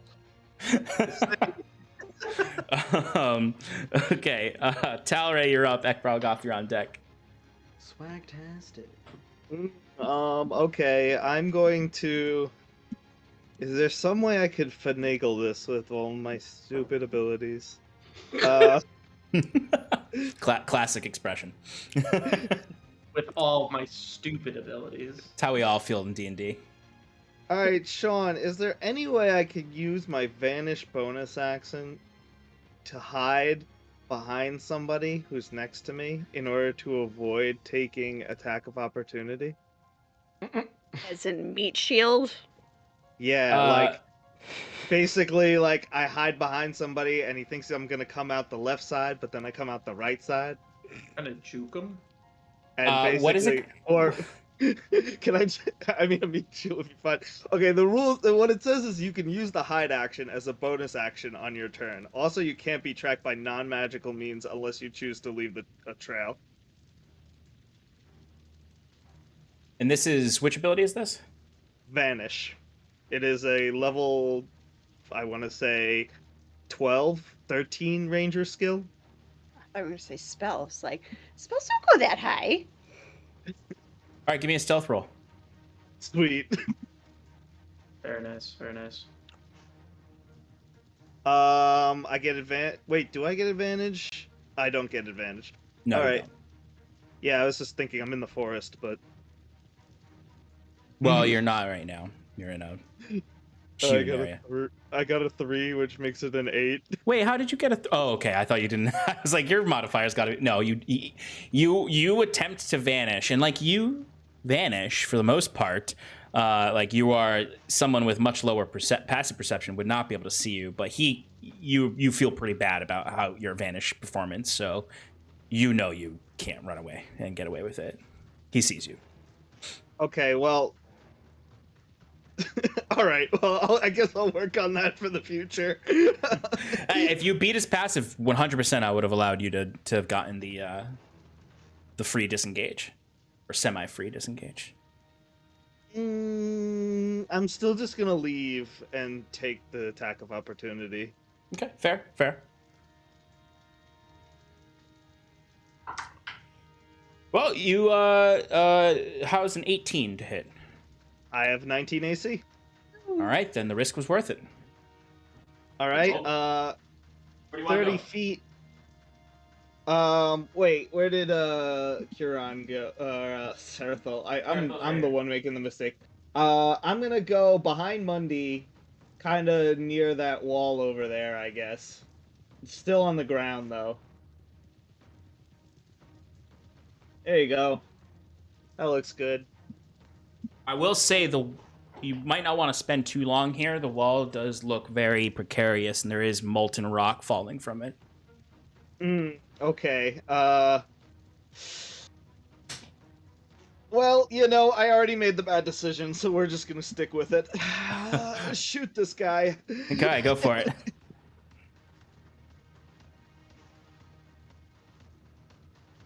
Oh, I had advantage, so I'm gonna roll again.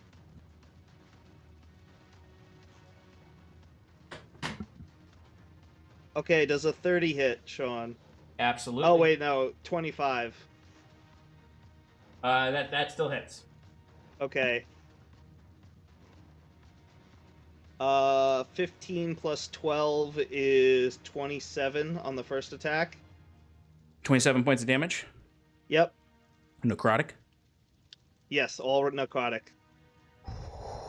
And that Baby. is including the extra damage. When I shoot him, you see the unicorn horn that stabbed inside of him resonates with the dark energy that I shot him with, and basically just pulses and gives an extra bonus 2 damage to that attack. Hell yeah, which turns to 4 damage. Yep, and now I'm gonna attack again. Go for it. He's looking pretty rough. Damn. With even with all the other attacks on him, with the majority of the damage still coming from Talray, these necrotic shots. Okay, this one's not so good. I got a 22 minus 5 is 17. Just misses. Well, Yeah, and that's more with than just, advantage. but misses. Yeah, the second one does not hit, unfortunately. I shoot high, it must be that I'm bloodied, I got shaky hands. Yeah, exactly. Your hands are a little shaky as you see that first shot hits him, and there's sort of this burst of necrotic smoke that comes from it as your second shot just goes past his head. All right. Anything else, Talray? Not for me, but Mundy's gonna take the dodge again, and Okay. he's also gonna roll to see if he gets away from fear. Go for it.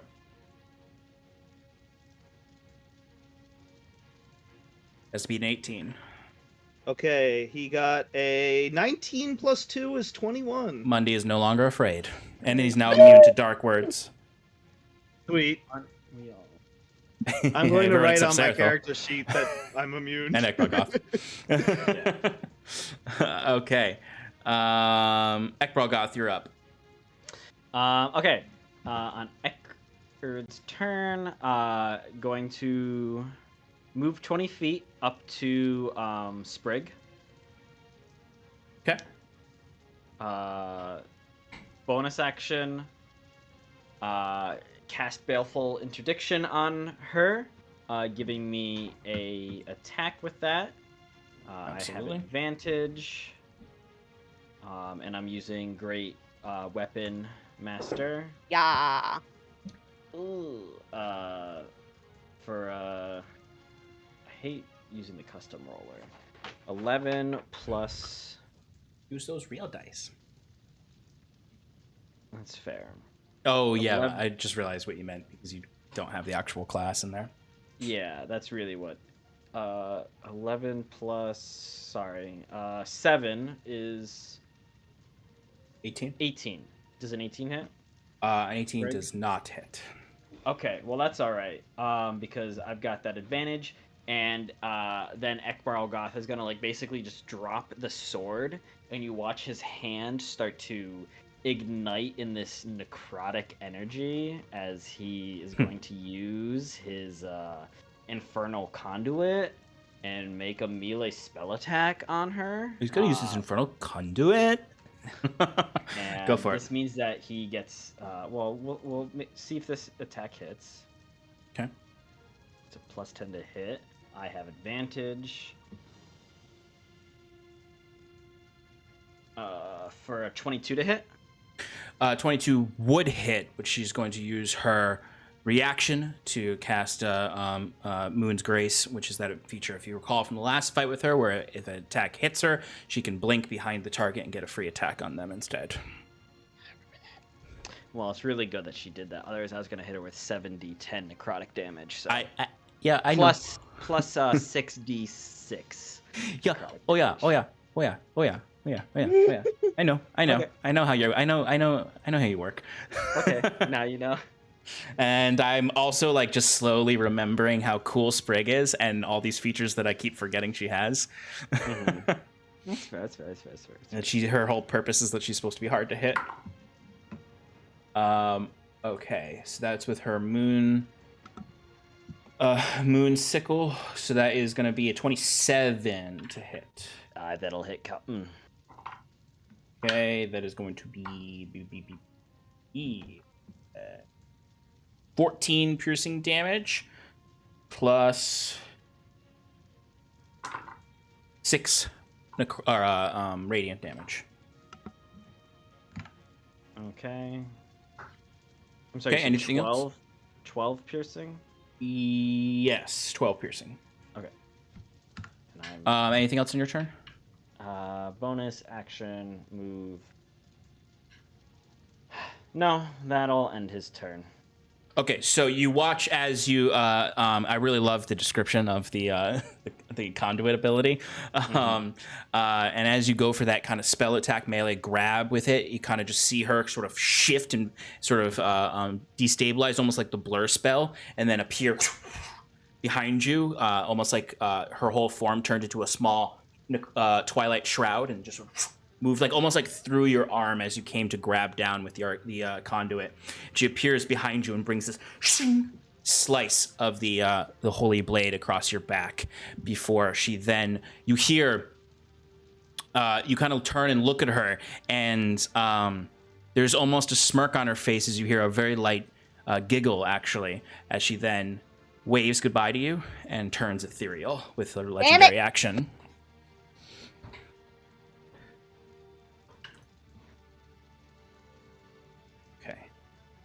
I'm gonna make that wisdom save. Yep. Probably won't make it. Yeah, it's a 9. Okay, on your next turn, the DC is going to be a 16. Okay, so you're still afraid of our big bad boy. All right, it is Sprig's turn now. So she might have wasted that etherealness, since now it's her turn. Oh, let me roll to see if she gets her Undying Gift back. She does. Nah, not funny. All right, so she is going to...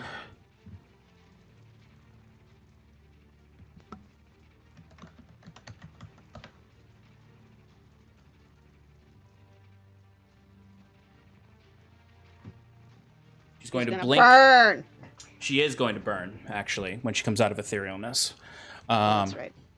But she is going to come out of her etherealness and does take the burning. She's going to do a con saving throw to see how much damage she takes. She passes, so she's going to take half damage, but it is a significant roll. But while I'm rolling that damage for her, I'm going to need Ekbralgoth, Sarathil, and Scarlet to give me dexterity saving throws. You got it, boss. No. Is this a effect I can see? Yes. Just kill Damn me. Not that it would have matters, but I kept forgetting about that negative D4 she should get. So that would have mattered on her attack against you. No, she got a 27. That wasn't gonna. Oh, okay. Even with a 4, that's not gonna. Yeah. Okay. Let me. I'll write that down. No, that's on me. That's a player ability. No, I know, but I wanna keep it. I wanna keep it all in the up and up. Thank you. Okay, so that is -4 on all Eki bullshit. Or it's a D4, right? Yeah, it's a D4, and it's only when they're 15 feet around me, so it is Okay, situational. minus 1d4, 15 feet, Eki. Thanks. Okay, Sarathil, what was your dex saving throw? No. Oh my god. A 1? It's like I don't mean It's to not fuck you, you it's up, the Sarathil, but it's like the my last like rolls. 3 fights, it's just been like fuck Sarathil up as hard as possible. Like, it's my rolls. It's like, yeah, I don't get it. Scarlet, what'd you get? Oh, I rolled a natural 20 for a 30. Ain't that great. So, and with evasion, you're gonna take no damage. Ekbalgoth, what'd you get? 11. Okay, so our two dead boy and demon boy both fail. You don't say. Come on, boys. Look, I was made to withstand damage I was not. and deal it. All right, how many? This. How many dies do you die? Oh, die many times? Yes. Okay, let's see. That is going to be 49 points of radiant damage. God. Down. Yep. I just got you up. What? No, you didn't. Excuse me, I helped heal. Yeah, but She dealt. Yeah, she but- healed him 11 stopped health, him but from yeah. dying. So you watch once again. She sort of almost like jumps in the air, becomes unethereal. You feel like you see like this pain on her face as she grits the heat, the radiant heat coming off of this, which of course she is resistant to radiant, so she takes less damage. As the air is cut and those crescent moons shoot out again towards you all. Scarlet, you deftly dodge them as they rip through the ground like a laser beam coming from the heavens. Sarathil just burns up in this as Ekbalgoth withstands it as well. It also shoots past and shatters that crystal behind you all. Ooh. What happens? Does it win us the fight? Do we win? There is an explosion. Ah! Oh, God. One of those. You don't win. We've You had just- enough. you- Oh, no. You just do a little better each time. Sarathil, Sarathil's far enough away he won't get hit by it. Okay, good. It's gonna be Scarlet. The Varys actually also. Yeah. Scarlet, Varys, and let's see. I'm just gonna say Scarlet and Varys need to give me dexterity saving throws. DC is pretty high because it's a big explosion. A what explosion? How's a 21 do? 21 does not pass. Oh. Oh, he didn't pass either. Okay. I will and that is uncannily resistant. dodge whatever it is to half it. Or, no, can I... Wait a minute. I can evade and take half, right? Or is that evade only when I succeed? I forget. Let me look. No, evasion is only when you succeed. You have to No, uncanny. I'm pretty sure Or- it's passive. Oh no, you're Hold on, right. Let me look it up. Yeah, No, look no, it up it's real quick. there. Yeah, only half if you fail. Look it up. Is I got evasion? It. I got it. It Is ev- just happens. It's not a It's reaction. yeah, Okay. you don't use it. It's a passive that you. So you could also use your uncanny. Isn't Have it that again. is that a resistance? Correct. That's a Or reaction. a yeah. reaction? Yeah, That's you could use your reaction, reaction to do that as well. Cool. All right.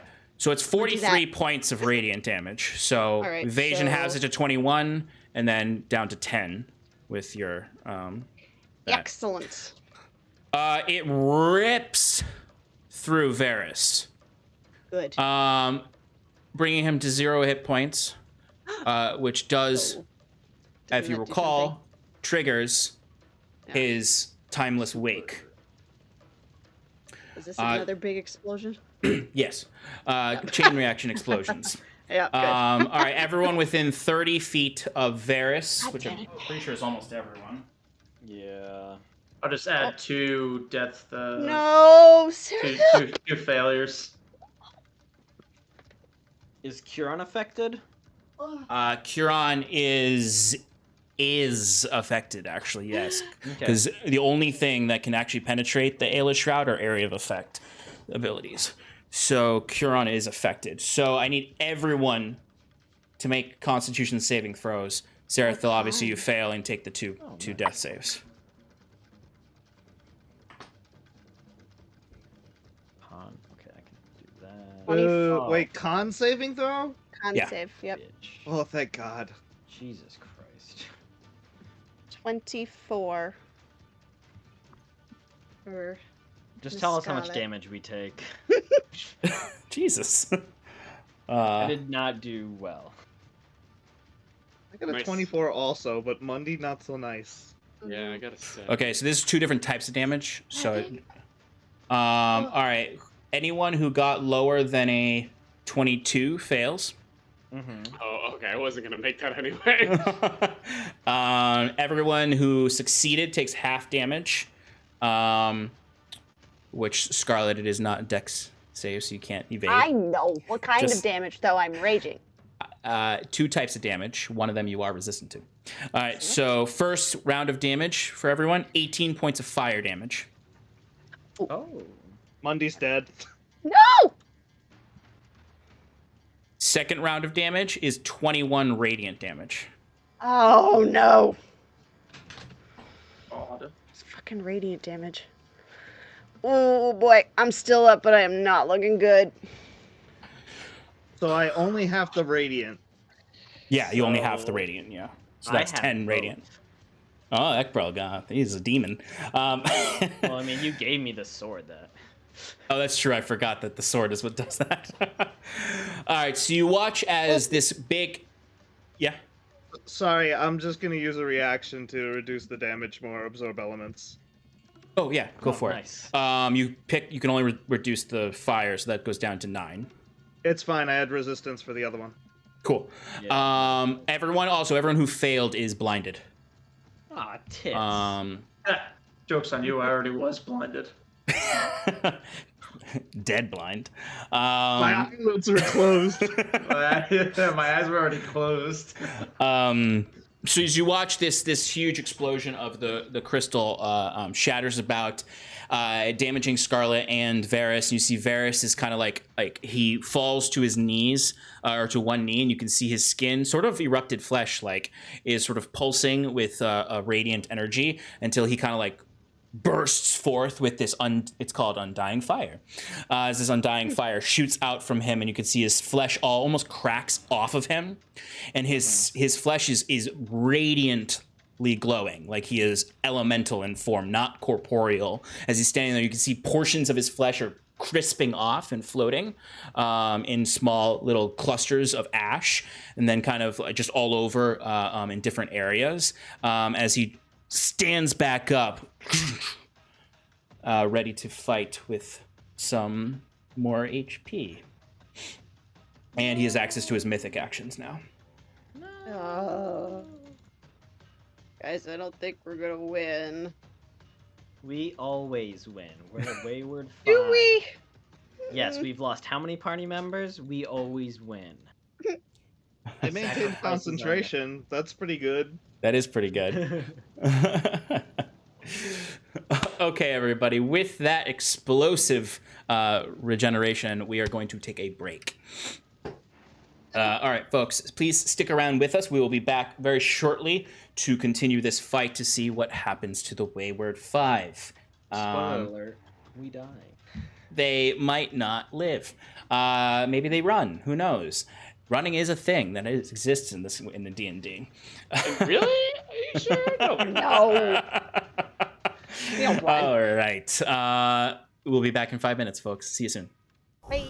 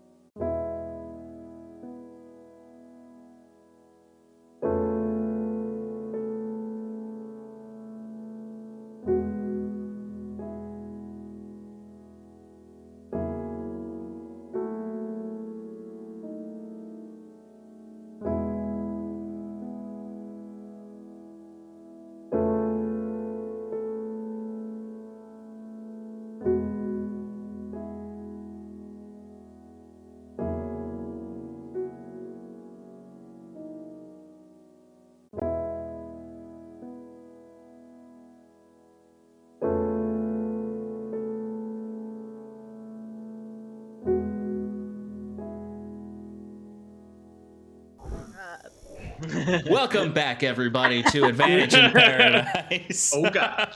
Oh, God.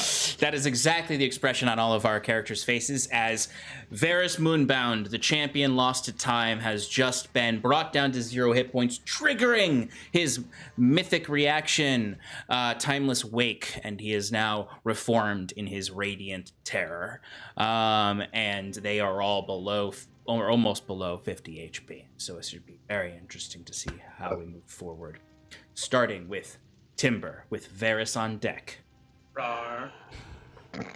I am gonna do something weird. I love it when you do You know. weird things. Stunning strike. No. So having been blinded, Timber's gonna like back up and freak out like, "Where are you?" And I'm going to cast darkness on my Aeon Spike around myself. Okay. You in that darkness. Mm. No matter your character. Yeah. What's the radius in darkness? It's 15 feet. Okay, this is too big then. I have a. That would have been cool. Actually, you know what? It's only 10 feet too large, or 5 feet too large. I'm gonna put it down. Okay. All right.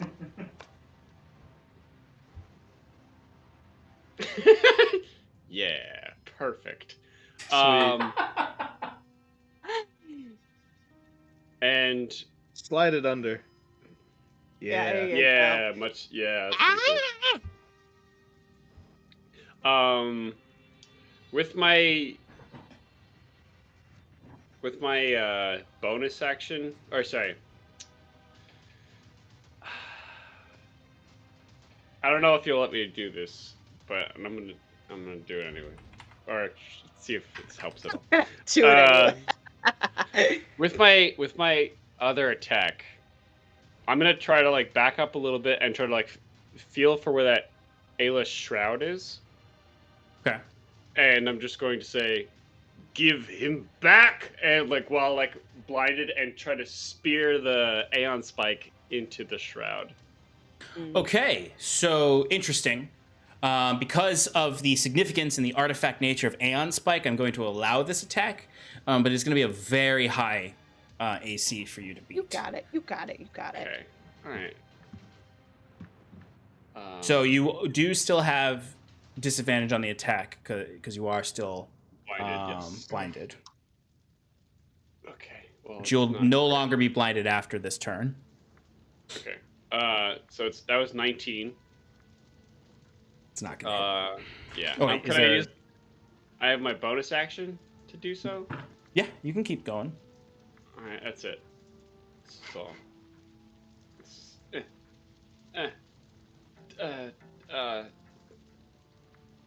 22. No, that's not enough. Yeah. the AC was 25. Wait. You got anything you can use to add to that? I could burn all my key points and hit it, but Do you want to do that? I don't know if I want to do that.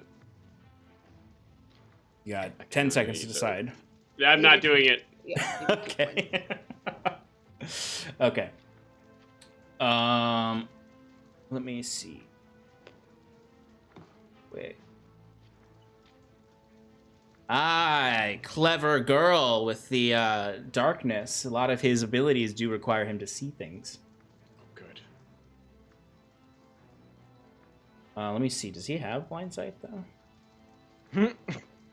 Imagine. He does. Ghosts don't need eyeballs. He does have blind sight, actually. Oh my god! But does does blind sight see through everything? Yeah, it should. Oh yeah, because it's without relying on sight. Yeah. Oh boy. Okay, so he can see shit then. Yeah, no, you can see me with my eyes closed. All right. So on the end of your turn, he is going to use his mythic action. Oh God. So Scarlet, Yeah. Ekbralgoth, Okay. and Timber. Give me strength saving throws. Strength. Can I have Dex, please? Oh, it's not too bad. It's pretty good. And actually. no. And no. Ugh, mine was terrible. Oh, Ekbalgoth, what'd you get? dirty 20. Timber? 19. Scarlet? 9. A round of failures. For a, for a -2 of my strength score. That's a pretty good roll for a -2. right? Okay. 10. 16 points of radiant damage. I'm out. Oh boy. Oh no. Okay. As radiant, he used crescent binds is the ability he used. As you see radiant chains come up out of the ground from little small twilight portals and wrap around each of you, and you are considered restrained. Oh shit.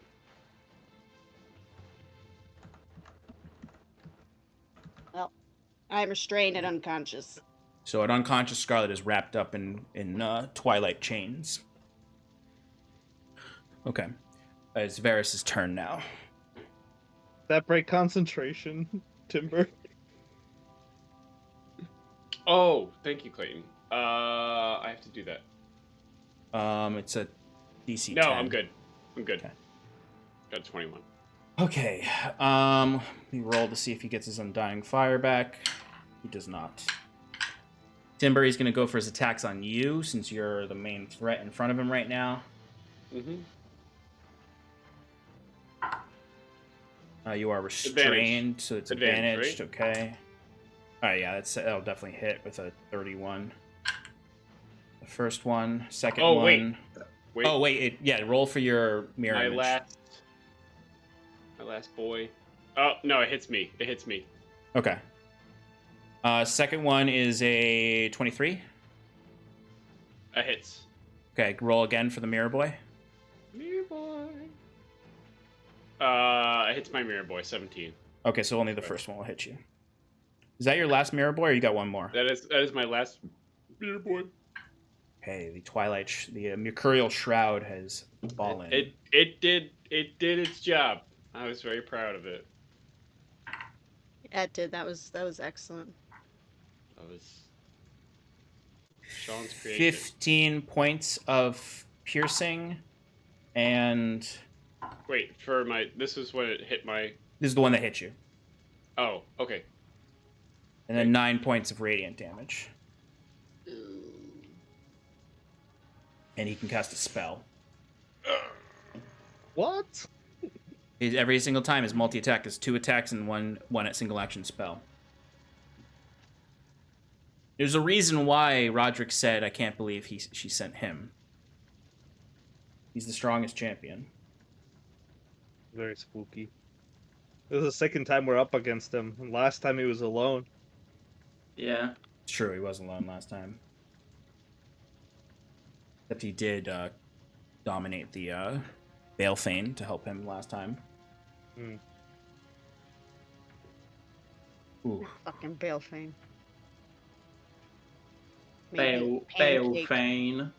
Biofine. Buy it. You make my heart sing. What Nice. level? I don't want to. He's gonna. Oh.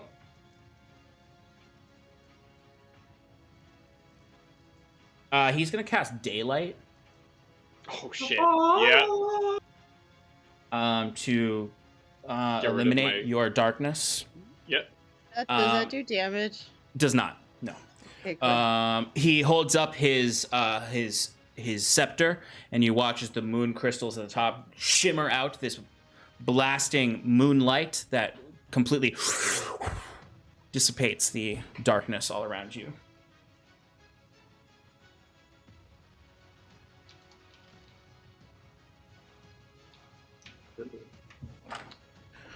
Okay. That is his turn. Daylight is not concentration. I don't.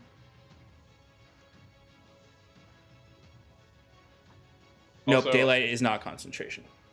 Also, I think I failed the concentration because I took 27 points of damage. So that would be a 13 DC. Oh, okay. No, I passed it. Never mind. Okay.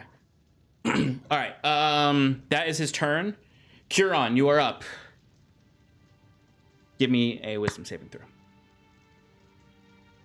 Wait, that's Varys' turn?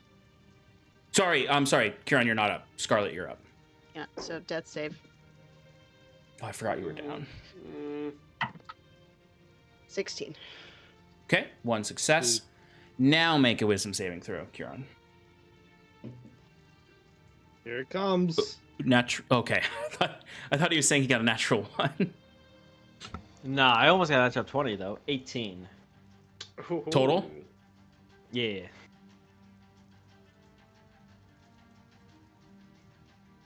I mean, what do you fucking expect, bro? Like, I know. it was. I'm assuming it was a 50-50 chance of me succeeding if it's a 20 being the save. Yeah, okay. So, Curon, you would,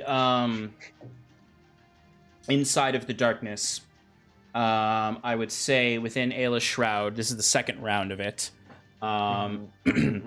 you would see, as you focus and you try to cast her out, saying, "Begone, witch, I see you," you hear a twisted laugh in your head that multiplies to dozens and dozens of laughters, all in chorus, as the face goes all around you again. And it is fighting against the mind blank right now to try to get within you. It is at that point that you notice in front of you one of the faces that right now has been made up of the mercurial shroud, the twilight shadow, starts to almost peer through as you see Aella herself staring at you, almost like she's descending down from this space towards you, reaching a hand out to you. Step 1 has been achieved by her, which is breaking through. Curon, your next failure will result in you becoming dominated by her. Okay. She has penetrated the shroud, though, and is actively in front of you, which means she no longer needs to get through to your head. She is there in front of you. She can possess you without getting through the mind blank. Okay. Sarathil. Death saving throw. You Yep. do have advantage. I do have advantage, yes. Where's the death saving throw thing? I don't think there is one, is there? No, is it just a d20? I Yeah. think it comes up when you're dead. Like, it's at the Yeah, like top when you have the somewhere. 3 X's. Yeah. You want to roll real dice? No, I got advantage, unless this one's really terrible. I'm gonna roll real dice, so. Come on, Mike. Did I just get Suspense is it killing up me. here? 1 second. Gotta find a Suspense. d20. Okay. Here we go. Fingers crossed. Let's get that nat 20 and get you back up on your feet. Come on, come on, come on, come on, come on. That's He's not dead. good. That's not good. No. Did you say 6? The 6. Oh, Jesus Christ. That's. Are you dead? Sarathil's dead. No! When did you get 2? When the Automatic. fucking the freaking Hiroshima bomb went off. Oh my god. No! Does that end mind blank? No. Or No, we just it's gotta not wait till concentration. run now? It's not It's concentration. not All right. concentration. Alright. Yeah, fuck me. I'm dead. Again. Spells. No, like- if you Yeah, get hit it- by a spell, it does do 2 death saves, or does it do 1 death save? He does too. We'll look it up. Yeah, can you please look that up for me? Just Successful You got because I know a melee attack will do it, but it's specifically melee attacks that do the 2 death saves. Because range don't. Did you do a spell that did 2 different types of damage? Because I think it hits at the same time. I would count that as 1 hit. But while you guys are looking that up, we will move on to Talray's turn. I'm nervous because now I'm like, should I help somebody? Like, is it worth going to try and save him? Okay. Probably not. Yeah, I mean, Just I send guess him. I have to just go all out on this guy. Just gonna shoot him. Okay, I found a separate. So yeah, I'm gonna fly away from this dangerous-looking object that Sean was talking about earlier. I'll wait to move my character until after he's finished doing what he's doing. But let's roll attacks. Spells are just one. It's only something that hits you. It's something that hits you within 5 feet of you. Is a auto crit, which causes 2 death saves. So you are still alive. You have 1 save left. Okay. Do we need to just kill him off? I mean, like with these rolls, like, he just deserves to die. Go ahead with those attacks, Talray. Here I go. Let's get that. It's got a crit. 25 to hit on That the will first hit. attack.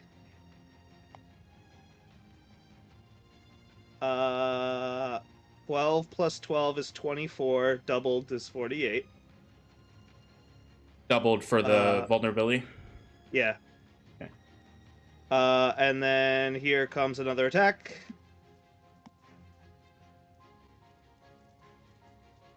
Uh, 22 to hit. That hits. Nice. Okay. Good rolls.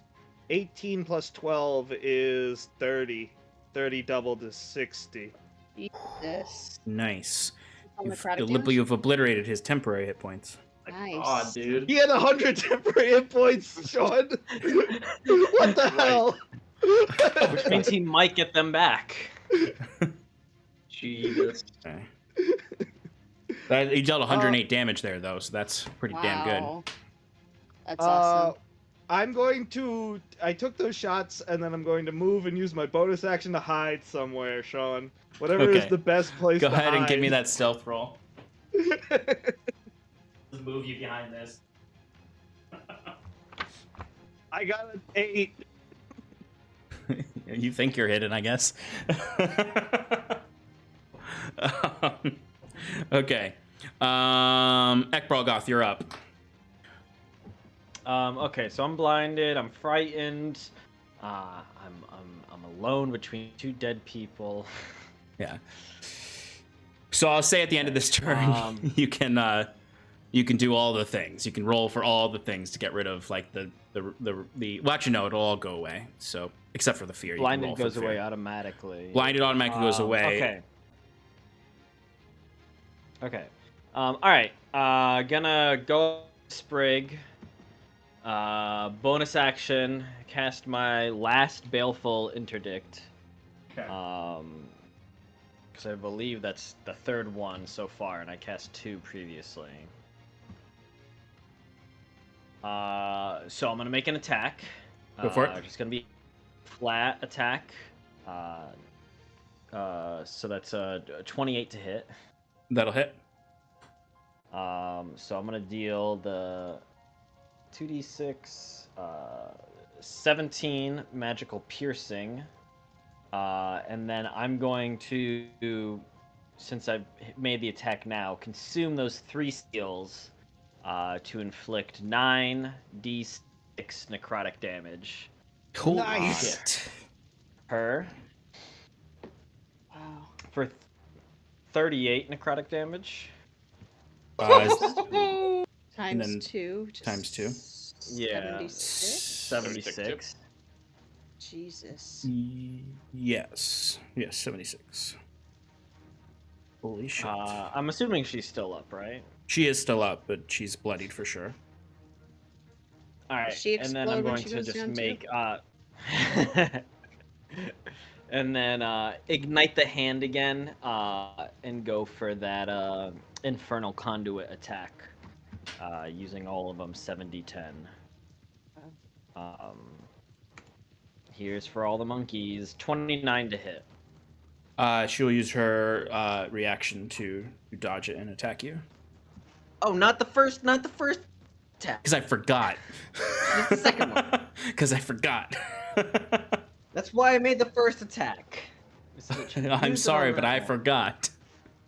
Would you like to swap? I will happily let you do the damage on the second one if you want, and reverse the damage from the first one. Yes. Okay, I'll do that. Well, so all right. So there's two things you should. Because it's only because I forgot. Because if I had remembered, I would have done it.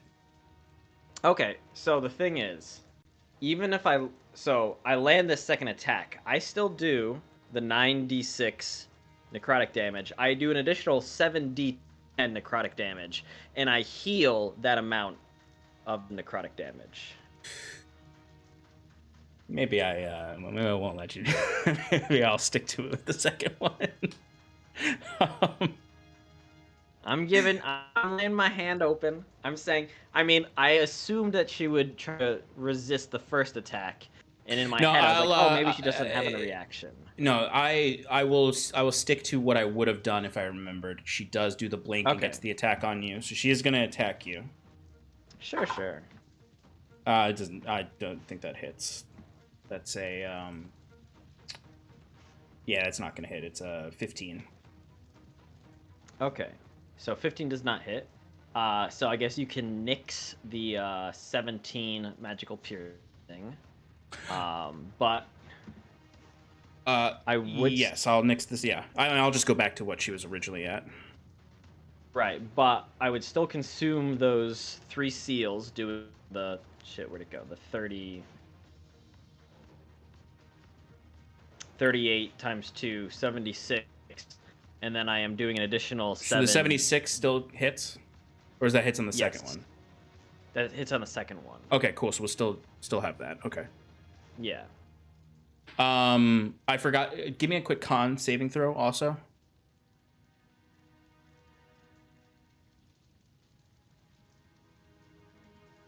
Uh, 21. Okay, you're only going to take half damage, so you're going to take... So this is for the gem radiating its radiant heat around you.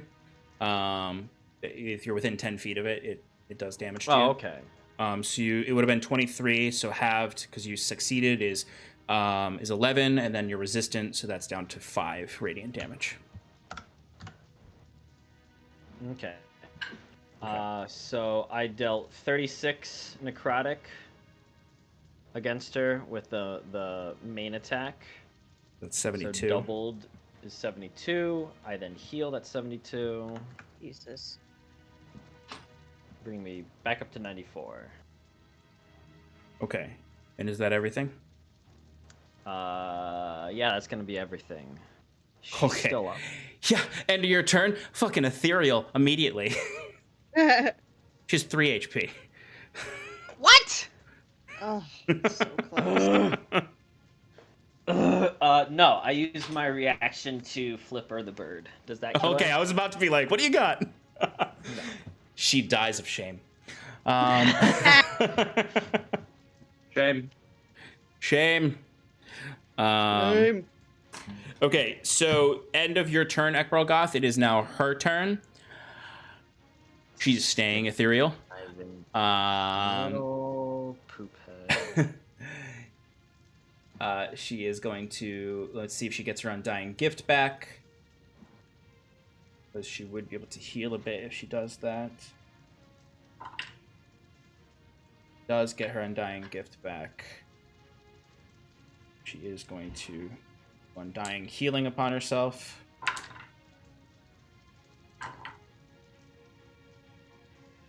To get 17 HP back. Okay. Ekbralgoth, you would notice that Sprig is definitely looking disconcerted. She's panicking. She's looking around. She seems to be looking particularly at Curon's, the shroud Curon's in. She's staring specifically at that. She almost seems like she's waiting to see what happens there. While she's ethereal, I see her doing Yes, this? you can still see the shade of her. Oh, okay. That's right. Right. It's not the same as Curons where they become invisible. This is you can still see them. Okay. Back to the top of the order with Timber. All right. So actually, real quick, before your turn, he's going to use his last legendary action. And I also get to saving throw wisdom. Make sure that 16 DC is fucking dead. I got a natural 1. Jesus Christ! So wait, aren't I above the top of the round? Yes, but this is a legendary action, which happens at the end of another creature's turn. I haven't even done any layer actions. I just nixed the layer actions because I was like, it's too much. Because even though they could technically get them because they're in Elysia. Although I'd say the thing is destroyed, so maybe they don't get them in this region. The layer actions. I get one. Yeah, since I'm doing Ilyuvanya's will. Hey, maybe if she was here. Maybe if she was actually alive. All right, so it's just one attack on you, Timber. The only reason she doesn't show up is because Kieran's here. It's a nat 20, actually. I explode. TPK. TPK. No! TPK. No! TPK. TPK. TPK. Stop it! Yeet. Doesn't your shirt say you help people? Fuck, dude. I help people get jobs, and I quit that job a while ago, so no. Shush, we might get an Indeed sponsorship one day. He helps them leave their physical being. Yeah, and so that they can find a new one. So much damage. How much damage? No, Timber? I exploded. I'm exploded. Oh no, you can't explode. There's 2 of us that are exploded. Hey, at least you can join Reyna, am I right? Oh yeah. Ouch. Is he right or is he right? You're not resistant. You're resistant to radiant, right? Yeah. Okay, so let me recalculate this. Recalculating. Sean. Yeah. I'm going back to 1 HP. Okay, I don't need to calculate any of it then. Yeah. It was, That's so right. without resistance, it was 75 points of damage. And then some of that would have gone down with the radiant resistance, but it still would have probably been more than 50. This strike, he is like, I'm fucking sick of these scrubs, and it just brings this strike down, and it's your shroud's just melted away back into the Aeon spike, and he just brings it, and it crashes against your chest, and you drop down to the ground, and as the shrouded light is coming around you, as you start to fall unconscious, you feel the necrotic surge of Estraeus' twilight light, and your tattoo glows bright, giving off this twilight purple glow as you come back at 1 HP. Just in time for your turn. Yeah. Fun. I'm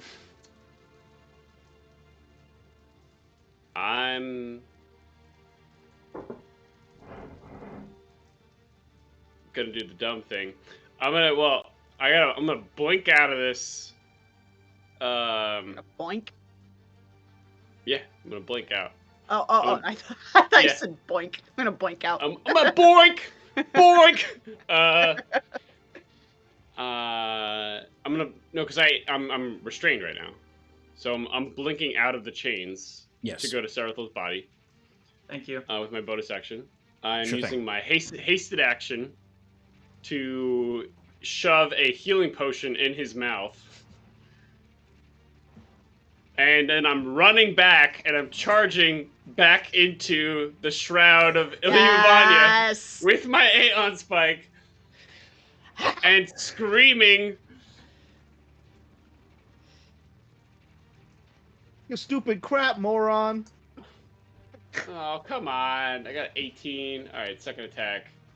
That's a scout reference, if anybody didn't Yeah. get it. Yes! Oh, I got it. Woo! Natural 20. Oh, I pierced through her face. Oh dear. In the shroud.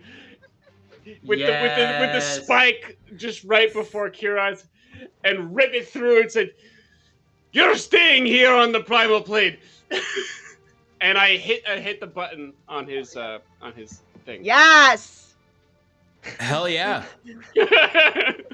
Fuck. Sean was like, I wasn't gonna give you all of that, but okay. Yeah, I know. I'm like a rogue asking for more. I resent that. I meant like, no offense to Brian, but He's watching. right? free action. I just remember those days, and I was like, Right, when just like Love as you, soon as he Brian. gets a picture age, just going through every possible thing he could possibly do. yeah.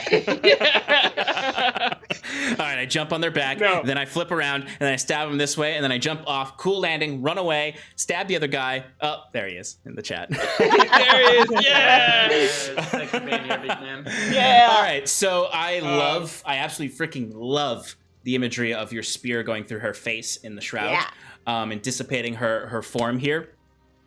As Curon, as you are kind of like feel yourself pulled up, and you feel like you're about to be overtaken, you suddenly see her face coming really close to yours, gentle in this moment, and then she's about to kiss you on the forehead. As then you just see the kunai coming straight up, and you can see the pale shaft of the of your old staff, as you can see Timber standing there. Did you? Slaps the old button on the manacles. Oh, you actually gonna give me that? I was just. No, actually, I'm not. Yeah. Because I don't you have used an your action. hasted action No, already. That's it. Yeah, you I'm used your done. haste. This is enough. This is enough. I've given you That's quite a a lot lot, there. yeah. I've broken you free of the thing I technically said only area of effect spells can get through. But it is was the a cool natural artifact. So, hell yeah. Curon, you are free, but you are still shackled. Sprig does see this. Varys is up. He kills me again. I just used the Again. Aella shroud action again. No, not gonna do that. But it's a legendary action anyway, so we can't use it on his turn. He is quiet because he does not necessarily seethe, despite him being made up of pure radiant energy right now. It's almost as if this new turn of events doesn't change much for him. He looks at Curon. Hello.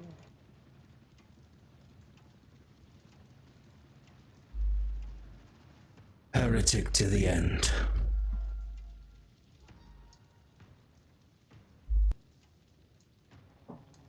Go for an attack on Timber.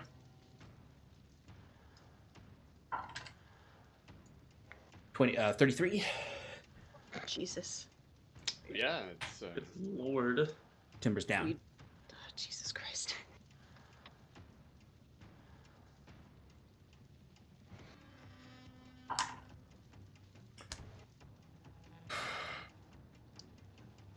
Strikes Timber again for 2 death saving throws.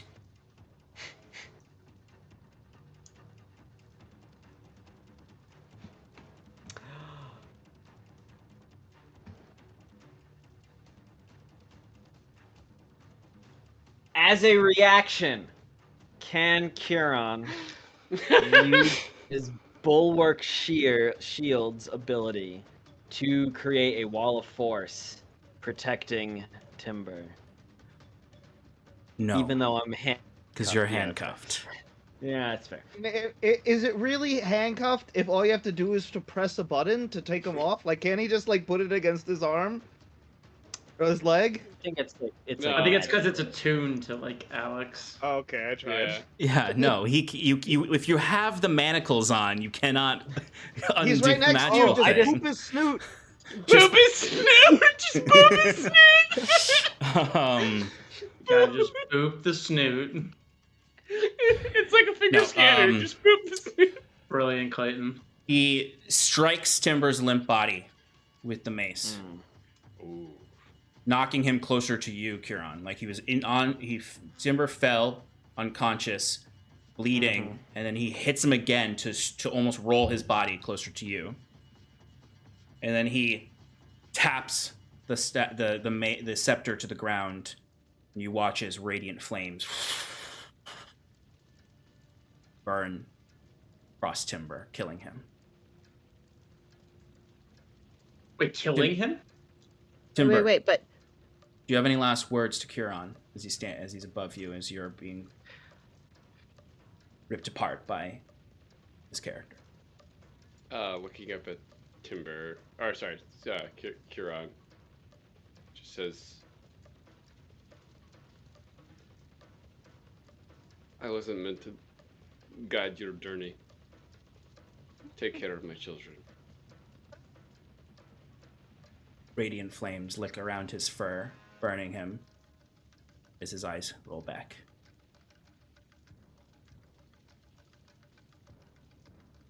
A few cold moments are in the air as Varys stares at you, Curon, through the mask, as the life is sucked out of this space. As you all look to the corpse of Timber, as it starts to twitch.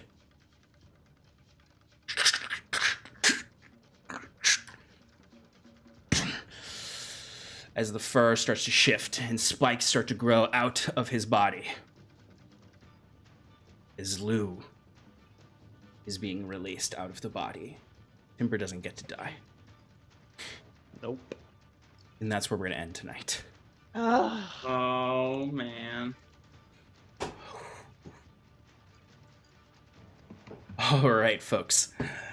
That is tonight's episode of Advantage in Paradise. Thank you for joining us. We will be back next week, of course, to see the conclusion of this fight and to see where it goes next. Will Stefan be playing 2 characters for the rest of the campaign? Will... It's okay, I can play one of them. Right? Will Lou kill everyone, the champions and the heroes? Will Lou be good? We'll see. Will Lou be bad? Will Lou be bad? We will see next week. Will Scarlet fail the rest of her death saves? What will happen? All right, since there is actual blood on the field now, since you have some comrades that have fallen. But that we'll need to see next week. Stick around with us throughout the week, though, folks. We have other programming. I know that I have been skipping it lately, but I need to do Relaxing in Paradise because I need to start working on some crafting stuff because we will be approaching Aella's chamber soon, and I do need to have that built. And I just want to play some games with Shannon's husband. Also, I have a long weekend, so I have no excuse not to stream on Thursday because I don't have work that day. So I will not be tired, or I shouldn't be tired.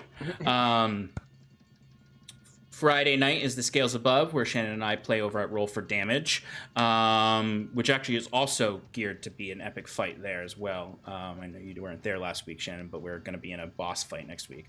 Or this week.